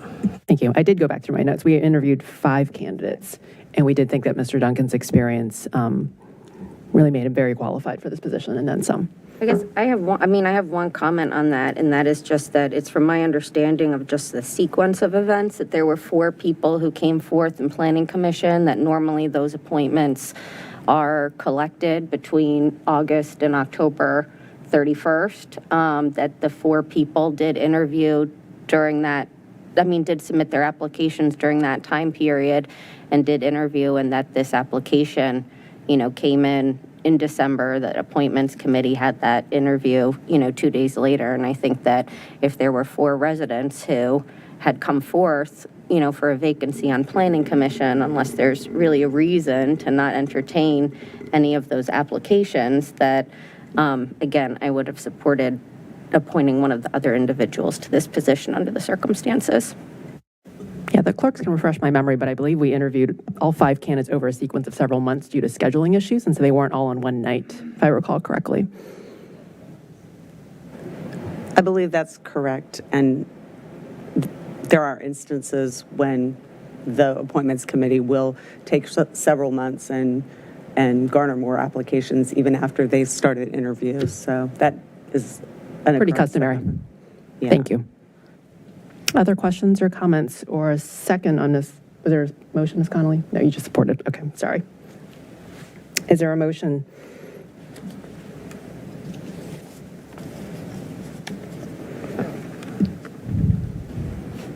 Motion to appoint Phil Duncan to Planning Commission for the term 1/1/23 to 12/31/26.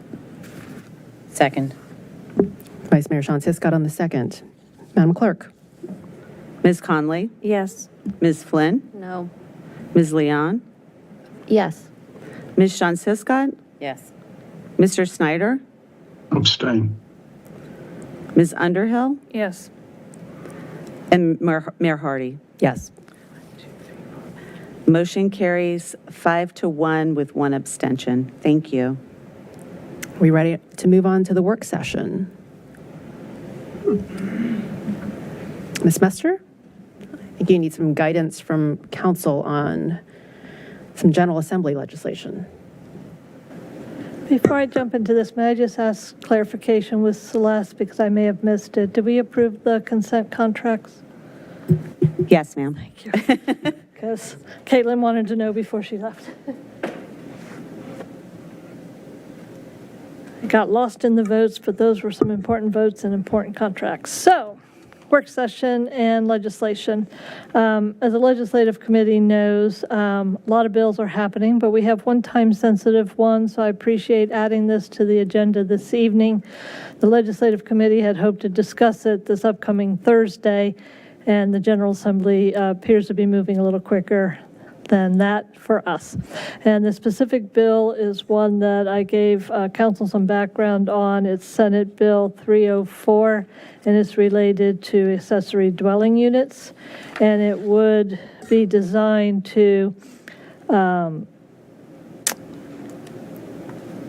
mandate that zoning ordinances for single-family residential zoning districts shall be deemed to include accessory dwelling units. And there are some things that a locality may require, and there are some very specific things a locality may not require. And then it would become effective with the delayed start of January 1, 2025. The intent is to increase housing options and therefore affordability. There is a natural concern that localities have when we are doing legislation with Richmond to make sure that you do not lose local authority around things like zoning and health and safety districts. And so this one is a complex one, and it is not already in your legislative program. We have local authority in your legislative program that says don't lose local authority, maintain it. And you do have affordable housing in your ledge program, but neither of those speak to the nuances of this bill. And as important as we know affordable housing is to the city with your vision and your comp plan and your work plan, but also knowing local authority is a critical factor. And in working with the legislative committee, I wanted to bring this forward to you all. And seeking individual council members' perspective in advance, I had asked for some specific options. The City of Falls Church could submit no comments and just be silent on the bill before Richmond and see how it plays out. Could support this bill, could oppose this bill, and then sort of some middle-of-the-road options would be to work with the patron senator who sponsored this bill, which is our Senator Saleem, and ask for it to be passed by to see if there's some language that we can make sure we have fully understood what's in the bill, no unintended consequences, and possibly tweak it a bit before it gets voted. Or the other option, because it is complex for local authority and affordable housing, to ask that it be sent for either a JLARC or a Department of Housing and Community Development study. In the individual feedback I've received from comments, there is support 2 to 3 council members, because there's some that want some clarification. 2 opposed, and the opposition was on losing local authority, not the support of or need of affordable housing. And then there's 1 or 2 that might be comfortable with having it studied more if we're not clear on the unintended consequences. Some of the concerns in the nuances of the bill, for example, it's a shall be in the zoning district, so you will not have a choice if this passes whether ADUs are in your single-family detached zoning districts. You can require no more than 1 on a single-family lot. It has to be rental for longer than 30 days, so it could still be a short rental, but it can't be the short rental, the Airbnb type. You can require the parking to be replaced for the single-family lot if in putting the accessory unit, some parking is displaced. And the square footage of the ADU cannot exceed 75% of the primary single-family home. You cannot require parking for the ADU. The lot sizes and setbacks can't be greater than the primary dwelling. The ownership can't be overseen. And you can require water, sewer, which I didn't mention, but you can't require redundant water and sewer. Now, the people I've been talking with, there's no definition of redundant. So we need to understand you can't require redundant water, sewer, or septic capacity, because certainly we'd want sufficient capacity for this unit. So there's definitely pros and cons to this bill, and as I indicated, there's not a clear consensus just individually among council, so I wanted to bring it to you for work session discussions so I know what the direction I have representing you down in Richmond. This was scheduled actually for this morning, 10 o'clock local government committee meeting. It did get postponed late yesterday, and I believe it's because of the issues I've raised here with you all. It's complex for other localities as well. We do know we've been watching localities around us, what Arlington's doing, changing their zoning ordinance. Fairfax has decided not to. They're going to do other tools. Alexandria is considering it. Charlottesville has. There's other states. So there's a lot of localities are starting down this path. A lot of states are going down this path. It's something actually that planning in your current work plan has the City of Falls Church to look at. It's just happening before our local engagement and discussion is happening.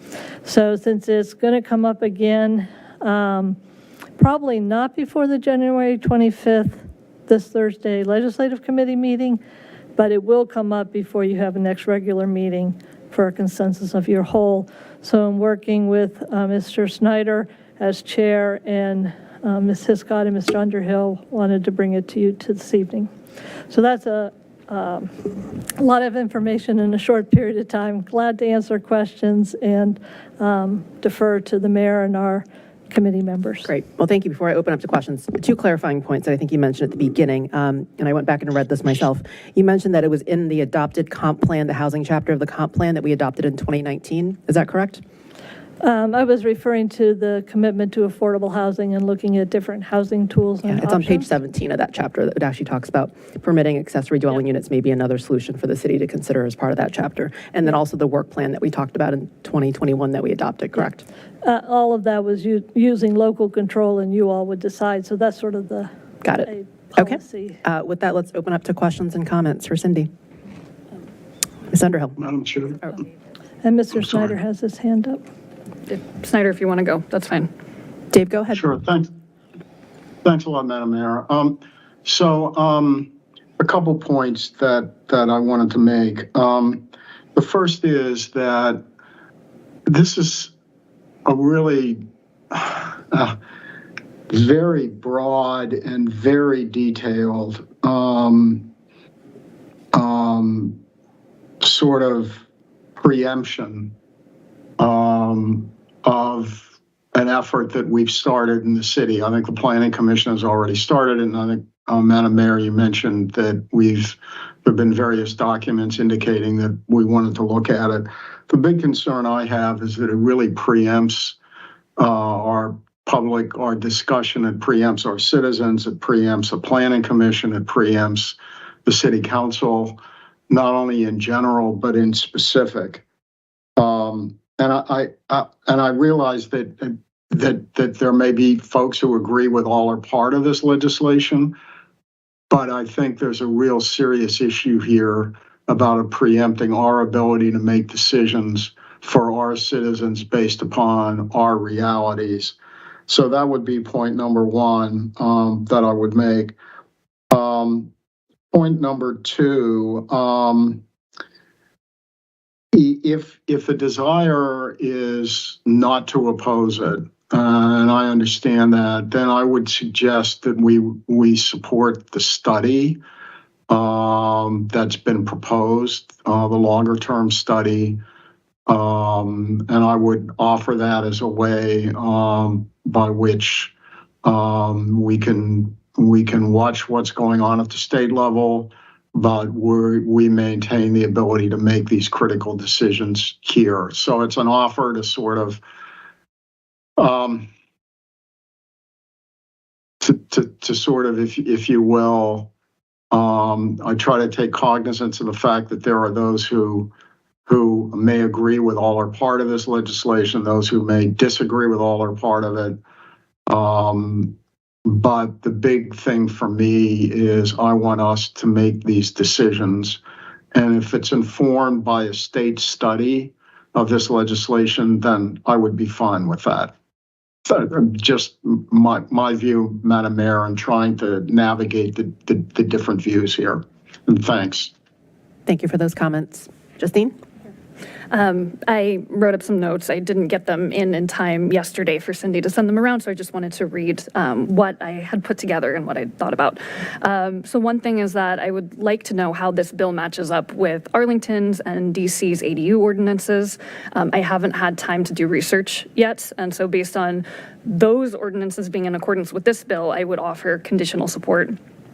Given that housing is one of the most critical issues of our time and an issue that needs regional and statewide coordination, lack of housing and thus soaring housing costs cannot be solved by any individual locality.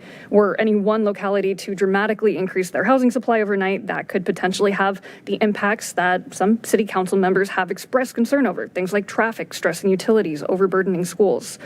But if our entire region synchronizes to increase our housing supply together, then none of us face those issues directly. Housing supply is a regional problem and thus demands a regional solution, and that's exactly what SB 304 offers us, one step in the direction of a coordinated regional solution to this regional problem. Falls Church is already planning this discussion, as my colleague, Mr. Snyder, mentioned, around accessory dwelling units, and that's slated to start in the next few months. So this bill might not directly impact Falls Church at all, but this bill is also a question as to whether Falls Church's neighbors should allow ADUs. And if they do, we benefit tremendously. That reduces strain on our own housing supply. There are more people living nearby to patronize our businesses. And instead of living further away, people who work nearby have shorter commutes. It's important to stress that this bill is not a one-size-fits-all. This bill allows individual neighborhoods or neighbors to agree to different rules, or an HOA to have different standards and prohibit ADUs if they so desire. Those agreements would not be touched. This puts the power directly in the hands of neighbors and neighborhoods to decide. This bill supports the rights of individual citizens, and I support that. Some may see this as a dangerous precedent of the state taking away powers from local governments, but by enacting zoning policies, local governments have taken away power from neighborhoods. It's the exact same problem, just at a different scale. This bill, in fact, returns power to neighborhoods and individuals to grant them more freedom to do what they want with their property. And so for those reasons, I conditionally support SB 304. That's all. Thank you. Thank you for those comments. Other? Yeah. Cindy, thanks for socializing this and adding this to the agenda. Sorry, I've been out of the office and trying to get through it all. So let me state my position verbally, since I didn't have a chance between the workday and returning to the office this week to get it across. We, as a governing body, particularly I, Caroline Leon, right, I'd love and I'd welcome any policy at the state level that stimulates production of housing units. We are in a shortage, and there are a lot of economic statistics that say that. When it comes to ADUs are a form of housing stock. They are. The GSEs consider it. Banks loan against it, and there are loan products for ADO loans. So I believe that from a progressive standpoint, there are 8 states in the country that support and broadly allow at a state level ADUs. And so far, those experiments are working. from the research that I've done in the roles that I play in my day life, right? It's Connecticut, Maine, New Hampshire, Oregon, Utah, Vermont, and Washington. So I welcome this a state level view and see that attempt to support development of different types of diverse housing stock in the spectrum. But I do believe that there's value to doing a study, as Mr. Snyder said. So I'm supportive of this.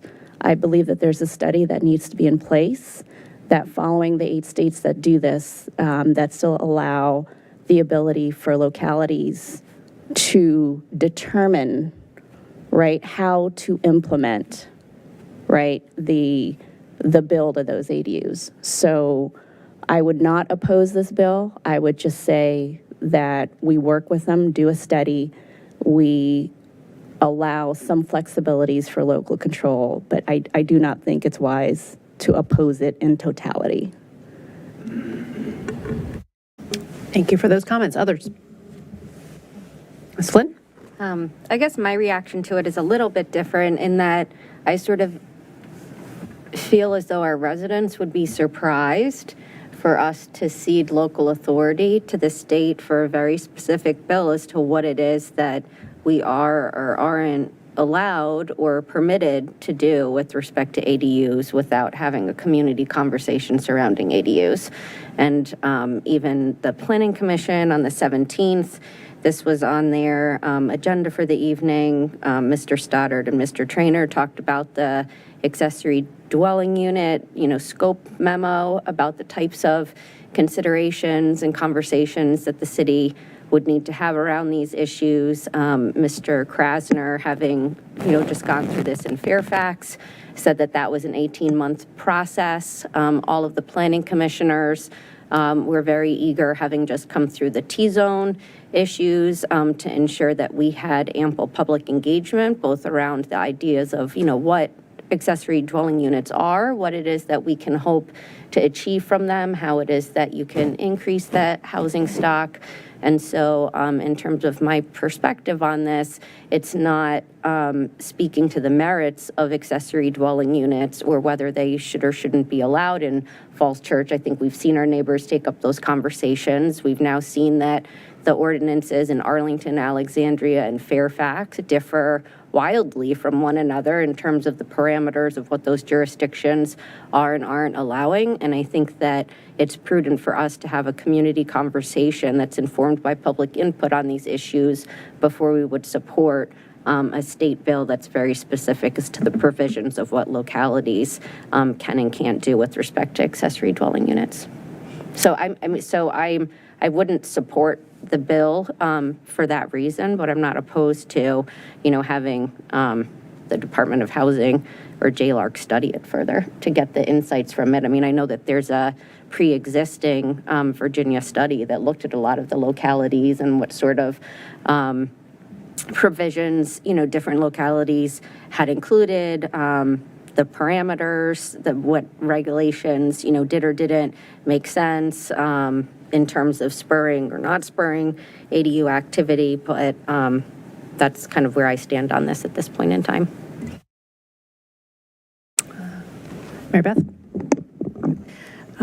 I, in my message to Cindy yesterday, said I am very intrigued with ADUs, would like to learn more about ADUs. I think they could be very useful in Falls Church to help with our housing needs. However, I feel like supporting this at this point in time would jump the line almost. One of the things that we talked about after the T-zones was making sure that the process of introducing something new like this really did include community conversation and allowed a lot of people to opine and learn together. So I would definitely support a JLARC study on this one because I do think it's important that as a community we tackle it, discuss it, bring everyone along so people understand what it is that we, Falls Church, would be signing on for. And then the other thing that's just, there isn't much that comes out of Richmond where they say every locality shall do this. It seems like there's a lot more, no one may do more than this, but the opposite of everyone has to do this. That just seems like, maybe I'm wrong, but it seems like that isn't the kind of language we're used to hearing in Virginia come out of Richmond. So that also made me a little uncomfortable. So I would support a Especially JLARC. around zoning, you don't usually Right. see that. Right. So I would support a JLARC study, and I would also support in the City of Falls Church that the Planning Commission started the conversation and that we continue that in the coming year. Cindy, I think it's really important that of who does the study. So I would recommend people that have deep housing policy, which is not I don't know where JLARC come from, but they are not the forefront of housing policy. So I would specifically state that Caroline Leon would support a study done by an organization with a very deep bench in housing policy, which is not JLARC.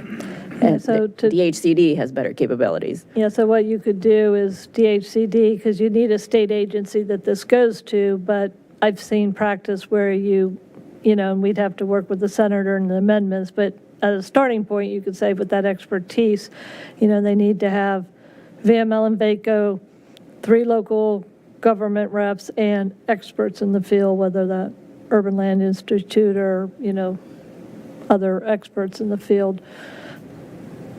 So to get that can we stakeholder just- mix on the Yeah. study.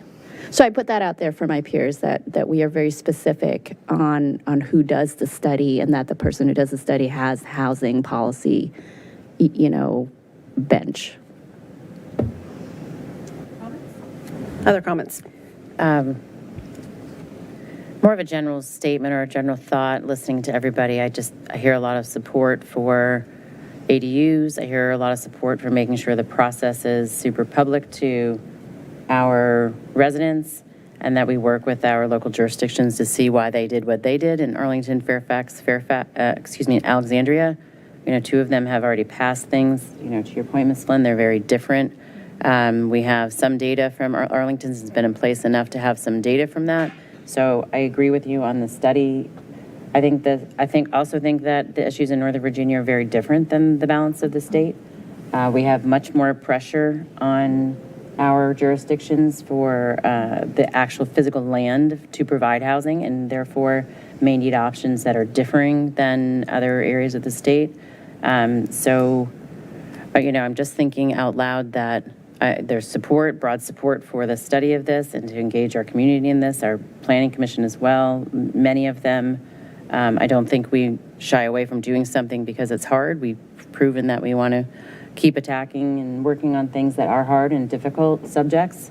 I don't think we need to delay it for years. I think, we have a plan in place to start studying that. And I like your suggestion, Ms. Leon, the housing expert up here, of having some knowledge of who the best studies would be to provide that kind of information, who have similar areas. I've read a lot of the reports in states and other, what has worked in other states and what hasn't in terms of actually producing units. So a long way of saying that I hear a lot of support for us making some decisions and moving forward with our own pursuit of affordable dwelling units. Great.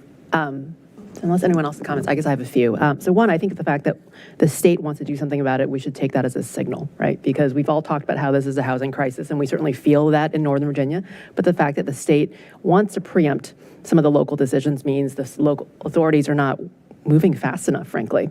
And I think when you've heard Governor Youngkin, who we don't agree with many things, talk about how the lack of housing supply is actually hurting our competitive advantage in Virginia as a state, we should be paying attention that this is a crisis and we need to do more. So I'm glad that there's support up here to actually, tackle it. And this will be a great work plan discussion when we go in our retreat next Saturday.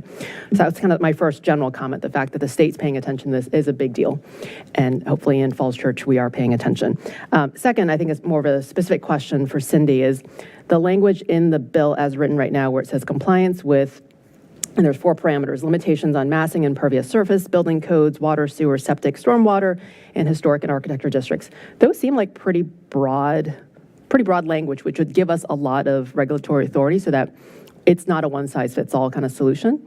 Do we like that in there? Should we make comments that we'd like that to stay, to be more expansive, to kind of allow localities to tailor it? Should legislation like this come up again or for the study? I think in general, we do like it. The building codes come from the state, so you don't have local authority on that. Certainly the water and sewer and stormwater requirements, both local and the state, like your MS4 permit, we'd want to keep that. The phrase compliance with limitations on massing and impervious surface, need to do a deeper dive on what's the intent and how do you execute on that. And then, of course, that's what we can require, but then all of those need to be countered with what we can't. And there's some inconsistencies like on parking and redundant stormwater and sewer. And yet stormwater was in number 5 that you just listed. So, and this bill has come out quickly. Fortunately, it was delayed at least 1 week. And I have not had an opportunity to do a deep dive with the city attorney on this, and planning director and zoning administrator have just started looking at it. So in general, I'd say it's a good thing, but how they play together and making sure there's not an unintended consequence needs a little bit more analysis. Okay, I guess I would suggest that if we're going to write language that if there are additional parameters that we want local authority to regulate along, then let's provide those parameters or broaden the language if we think that would be helpful for them. Go ahead, Carolyn. Go ahead. Oh, I was just saying, in general, I'm hearing, number one, broad support for us to tackle this as a council in our retreat, and then as a work plan item for the coming year or two, and then second, support getting this studied at the General Assembly level. Is that an accurate reflection of what I heard? That's very helpful. Having that consensus gives me sufficient to move forward. One different bill that just popped up, if I could take a quick moment. Sure. And this is related to school funding for construction. There's a bill that's on the legislative tracking for our committee that would allow by referendum local choice a 1% additional tax rate targeted for schools. So generally that's good. Generally it's consistent with your legislative program. I just wanted to let you know that it came up, that it's on 9 a.m. tomorrow on committee. And so I'm working with the school systems legislative liaison to support that bill. It would be a local choice, but it would be another funding option for school construction. Cindy, on the ADU things, I think there's two ways that I think this legislation is going, but it really needs to consider, I think, at the state level, and I support any state level effort to support stimulation of housing stock, particularly in the ADU space. But international building codes exist. There's a governing body internationally, whether you're in Singapore, whether you're in Dubai, whether you're in Washington, D.C. It's called the ICC. Yep. The issue that I think would be really helpful in terms of determining what's in this legislation is uniformity as to which version of the code we're adopting for this. So I don't know how smart it is to go into massing, step back, setbacks. I think that is where the localities, right, can retain what works. Mm-hmm. But what is up in the air, and where I think the state legislature can really help with policies that stimulate production of ADUs, is defining and resolving the controversy for which code it should meet, right?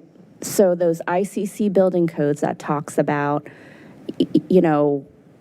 what defines acceptable electrical permitting, green, right, like solar, the U.S., let's put it this way, in the nation's capital, they're operating off the 2016 version of the ICC code, and we're in 2023, right? So we want housing stock, but we want good housing stock that's more current to the version of the ICC code that exists, which last I checked, that International Council is trying to push out a recent update. I think the latest one is 2020. So, like, taking a look at it from that perspective, I think is very helpful to see if there's a middle ground, right, that supports the state supporting it while not overriding the local authority to determine other things that work for the residents, like setbacks, height, amassing area. I mean, right? So something to consider. And one last thing, you know, I support the state talking about this because it is a hard conversation. What we've seen in Northern Virginia is when we try to change the zoning code, particularly around zoning around single-family, multifamily, or ADUs, is lawsuits, right? So Arlington's getting sued. City of Alexandria is getting sued. So I think it detracts from the intent, right? Particularly for us as a jurisdiction, that nobody's really going to argue that we really have only so much space. Our population's growing. We want to house different kinds of folks at different ages, and ADUs is a tool to kind of support it. So, you know, enough said, but I just wanted to put that out there for consideration.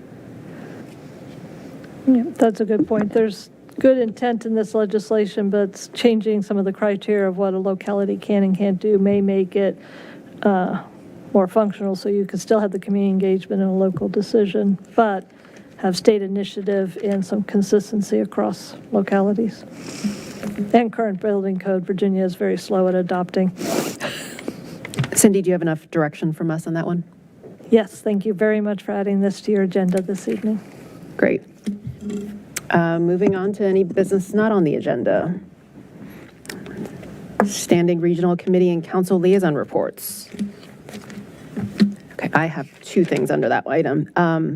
GovOps is meeting Wednesday at 4, so I want to make sure that we've all settled on that this week. And the main agenda is to talk about planning for the retreat as well as brainstorming items. I really liked what Budget and Finance did, where you kind of planned out your calendar for the year.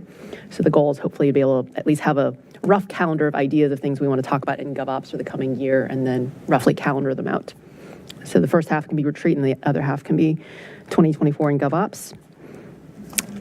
And because we rescheduled the breakfast at the property yard last week due to the snow, I think we are scheduled with Wyatt and Herb to be at the property yard Thursday at 7 a.m. Jenny, if you could confirm that and Wyatt's absence this week, I think is the date we settled on. And then I think it's noticed already, right, Celeste? Great. And so all of council is welcome to join us, and so that we can thank our DPW ops folks for all their hard work last week. At the property yard, 7 a.m. Sorry for the early morning, but that's, I think, right before the shifts change. And then, of course, everyone has the Saturday, February 3rd retreat on their calendars. Okay. That's it for Are we committees. meeting here like we did 2 years ago? I think staff is coming up with a recommendation on Where we are meeting, do we know that yet? Are we meeting here? Dogwood So or- we're not going to meet here. We're looking at the library, but I think we're just going to confirm probably a final confirmation with Wyatt. Okay. Yeah. Great. Just since we don't have do we not have a meeting because it's the fifth Monday, correct? Even though we didn't meet the first Monday? Yes. It's a little confusing now. Yeah, we have no mayor's meeting this week because next Monday is a fifth Monday. The only early morning you have is Thursday, 7 a.m. at the property yard. Perfect. Okay, sorry. Mary Beth? I just wanted to ask. I was just going to say, you do have Ledge Committee Thursday, 8 a.m.? Yeah. So not quite as early as 7, but please We'll do move come to that. from this coffee with council to the Ledge Committee meeting, which is at 8 a.m. that morning. And Mr. Scott and I were talking about the EDC meeting It's been canceled. that was originally scheduled for tomorrow. That has been canceled. Correct. Okay. Any other committee liaison reports? Mayor, Mr. Snyder has his hand raised. Sorry, Dave. Go ahead. Oh, sure. Thanks a lot, Madam Mayor, and thanks for the discussion on the legislation a couple minutes ago. Very, very excellent, fulsome discussion. So thank you. So just a quick minute. The effort here in Richmond is to encourage and support the state in coming forward with additional money for Metro over the next 2 fiscal years. And we realize that localities are probably going to have to come up with more as well, and then begin to lay the foundation for the longer term dealing with the structural deficits in Metro. But I just wanted you all to know that there are some budget proposals, and Cindy can join in, but there are some budget proposals that we're advocating for here, and we had a number of meetings with legislators. And really, the best tool that we have is the work done by the Northern Virginia Transportation Commission that estimated that transit in Northern Virginia sends to Richmond $1.5 billion annually, which is 5% of the state budget. Just comes from as a result of transit in Northern Virginia, of money that goes to Richmond. That does not include the sales, the property taxes that are generated and used locally. So that's teachers, police officers, other public servants for the rest of the state that are occurring as a result of our investment in transit in Northern Virginia. And folks, I think, are understanding the significance of that. So I just wanted to pass that on and express appreciation for all the support that this community has had and this council has had for our efforts to support transit. Thanks very much. Thank you, Dave, for representing us in Richmond. Debbie? I just wanted to ask that with all those, I'd be interested to hear what all the discussions surrounding the new monumental sports and national landing and how that planning for that transportation and Metro there is going to help us and yet not burden our citizens, because everybody, of course, wants to know, are we going to be paying more in Falls Church City, even though it won't necessarily support that national landing? I'd just be interested to hear what feedback you get over the next couple of days or what you learn budget-wise on how that development is going to impact us positively or negatively, or likely some combination of both. Thanks. Okay, great question. Thanks. Yeah, hopefully we're using it as good leverage in the discussions with the governor. Yeah, primarily, yep. Thanks again, Dave. Any other council comments, liaison reports? Mary Beth? On comments, I just want to let everyone know tomorrow at lunchtime, I am going to be representing the city at an annual luncheon of the Shepherd Center, which is one of our Human Services Advisory Committee grantees. They invited me to come and just say a few words to their volunteers. So I'm going to do that tomorrow. I believe Ripple Patel will be there also. So I just wanted to let you know about that. They're a new grantee from last year. It was the first year they applied. I'm sure they've applied again for this year. They're an organization that gives rides to senior citizens to get to doctor's appointments or other appointments. And someone from Dana's office sent the list of how much they do in Falls Church, and they really do a lot of rides every year for individuals. There's a lot of individuals, and then there's a lot of individual rides. So there you go. Thank you for representing us and going. It looks like we do have minutes. And I did to approve the minutes edits. from, I'm sorry. I was moving to approve the minutes of November 13th, 2023. I know that they've been edited by some of my colleagues. Do you want me to say this? So I found a few small minor edits. I sent them to Celeste earlier. And so as we approve them, let's move to approve with whatever minor edits there are. I move to And approve the these minutes. before you have all of the edits in them, so that's fine. Oh, okay. They've already been. They've been, got it. edited them. Okay. So move to approve the minutes of November 13th, 2023. Do I have to vote on this separately? Can we do it together? Together? And the minutes of January 8th, 2024. Second. Mary Beth on the second. All in favor? Aye. Aye. Any opposed? Ayes have it. Okay, we still have a closed session. Is the plan to move to the Oak Room for that? We will be, and Mr. Snyder, if you bear with us, we will, you'll connect on that other connection we send you in that room once we get there.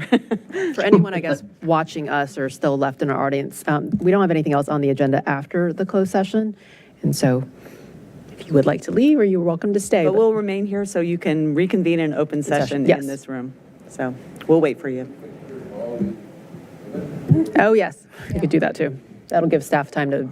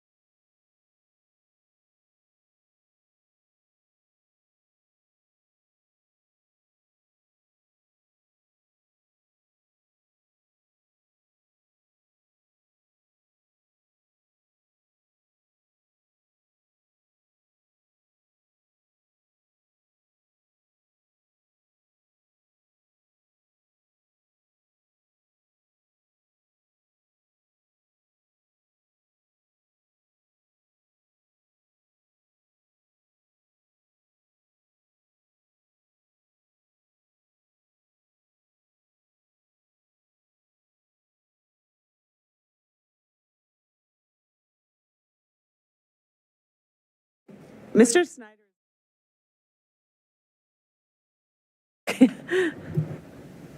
We lost him.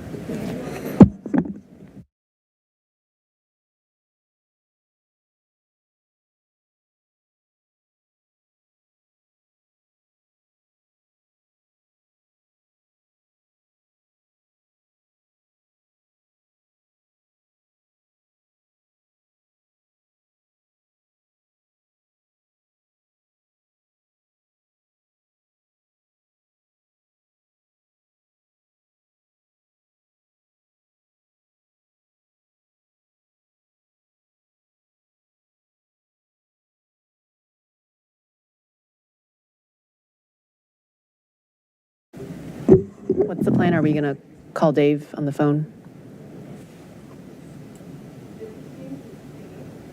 Okay.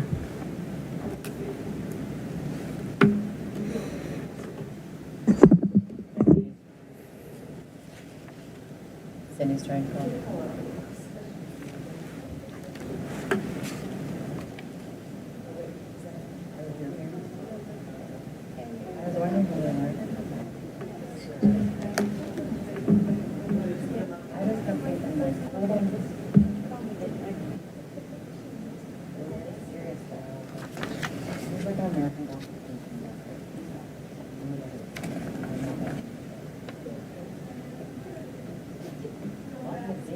So that's why I'm like,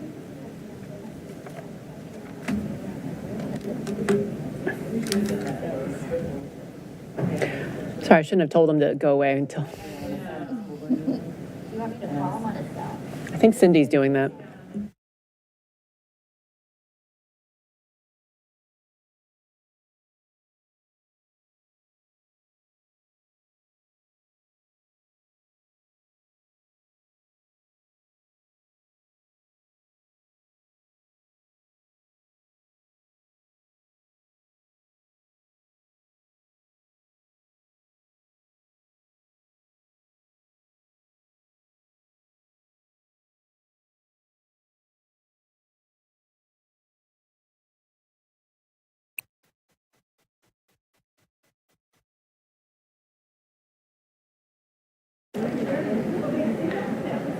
We kicked you off too soon. Okay, I think we're ready for a closed session Some would motion. say it took too long to kick me off. Are we Anyway, ready to do the thank you. motion now? Sorry, Dave, we let you go too early. Okay. Let's do our motion to go into closed session. Upon a motion made by council member, yes. Councilmember Caroline is the first. Okay, so it was Councilmember Debbie is the second. seconded by, Debbie. and passed by a vote of the city council, council went into closed session pursuant to Virginia Code 2.2-3711A, 8 for consultation with legal counsel employed or retained by a public body regarding specific legal matters requiring the provision of legal service by such counsel regarding a personnel matter. Ms. Connolly? Yes. Ms. Flynn? Yes. Ms. Leon? Yes. Ms. Sean Tiscott? Yes. Mr. Snyder? Yes. Ms. Underhill? Yes. Ms. Hardy, yes. And we're going in at 9:48. Okay. We'll be back. We'll see you in the Oak Room.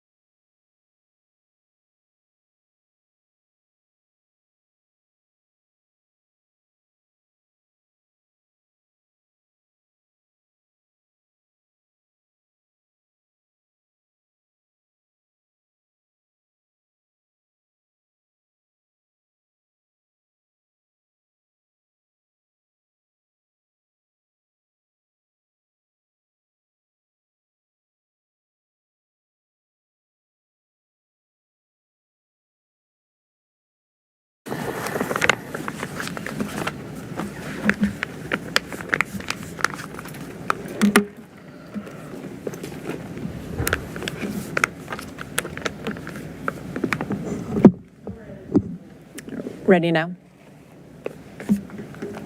Was that a ready now? Okay. Okay, it is 11:07 and we're coming back into open session, so let's do the motion to reconvene. Upon a motion made by council member Hiscott and seconded by council member Connolly, and passed by a vote of the city council, council reconvened in open session. Ms. Connolly? Yes. Flynn? Yes. Leon? Yes. Shantz Hiscott? Yes. Snyder? Yeah. Underhill? Yes. Hardy, yes. Coming out time is 11:08. Thank you, council. Certification now. Upon a motion made by council member Connolly. and seconded by council member Flynn. and passed by affirmative roll call vote in open session, it was certified that 1, only public business matters lawfully exempted from open meeting requirements, and 2, only such public business matters as were identified in the motion by which the closed meeting was convened, heard, discussed, or considered in the closed session of the meeting by the body. Ms. Connolly? Yes. Ms. Flynn? Yes. Ms. Leon? Yes. Ms. Shantz Hiscott? Yes. Mr. Snyder? Yeah. Ms. Underhill? Yes. Hardy, yes. Any other business to discuss? We have to adjourn? Okay, we are adjourned. Thank you, council.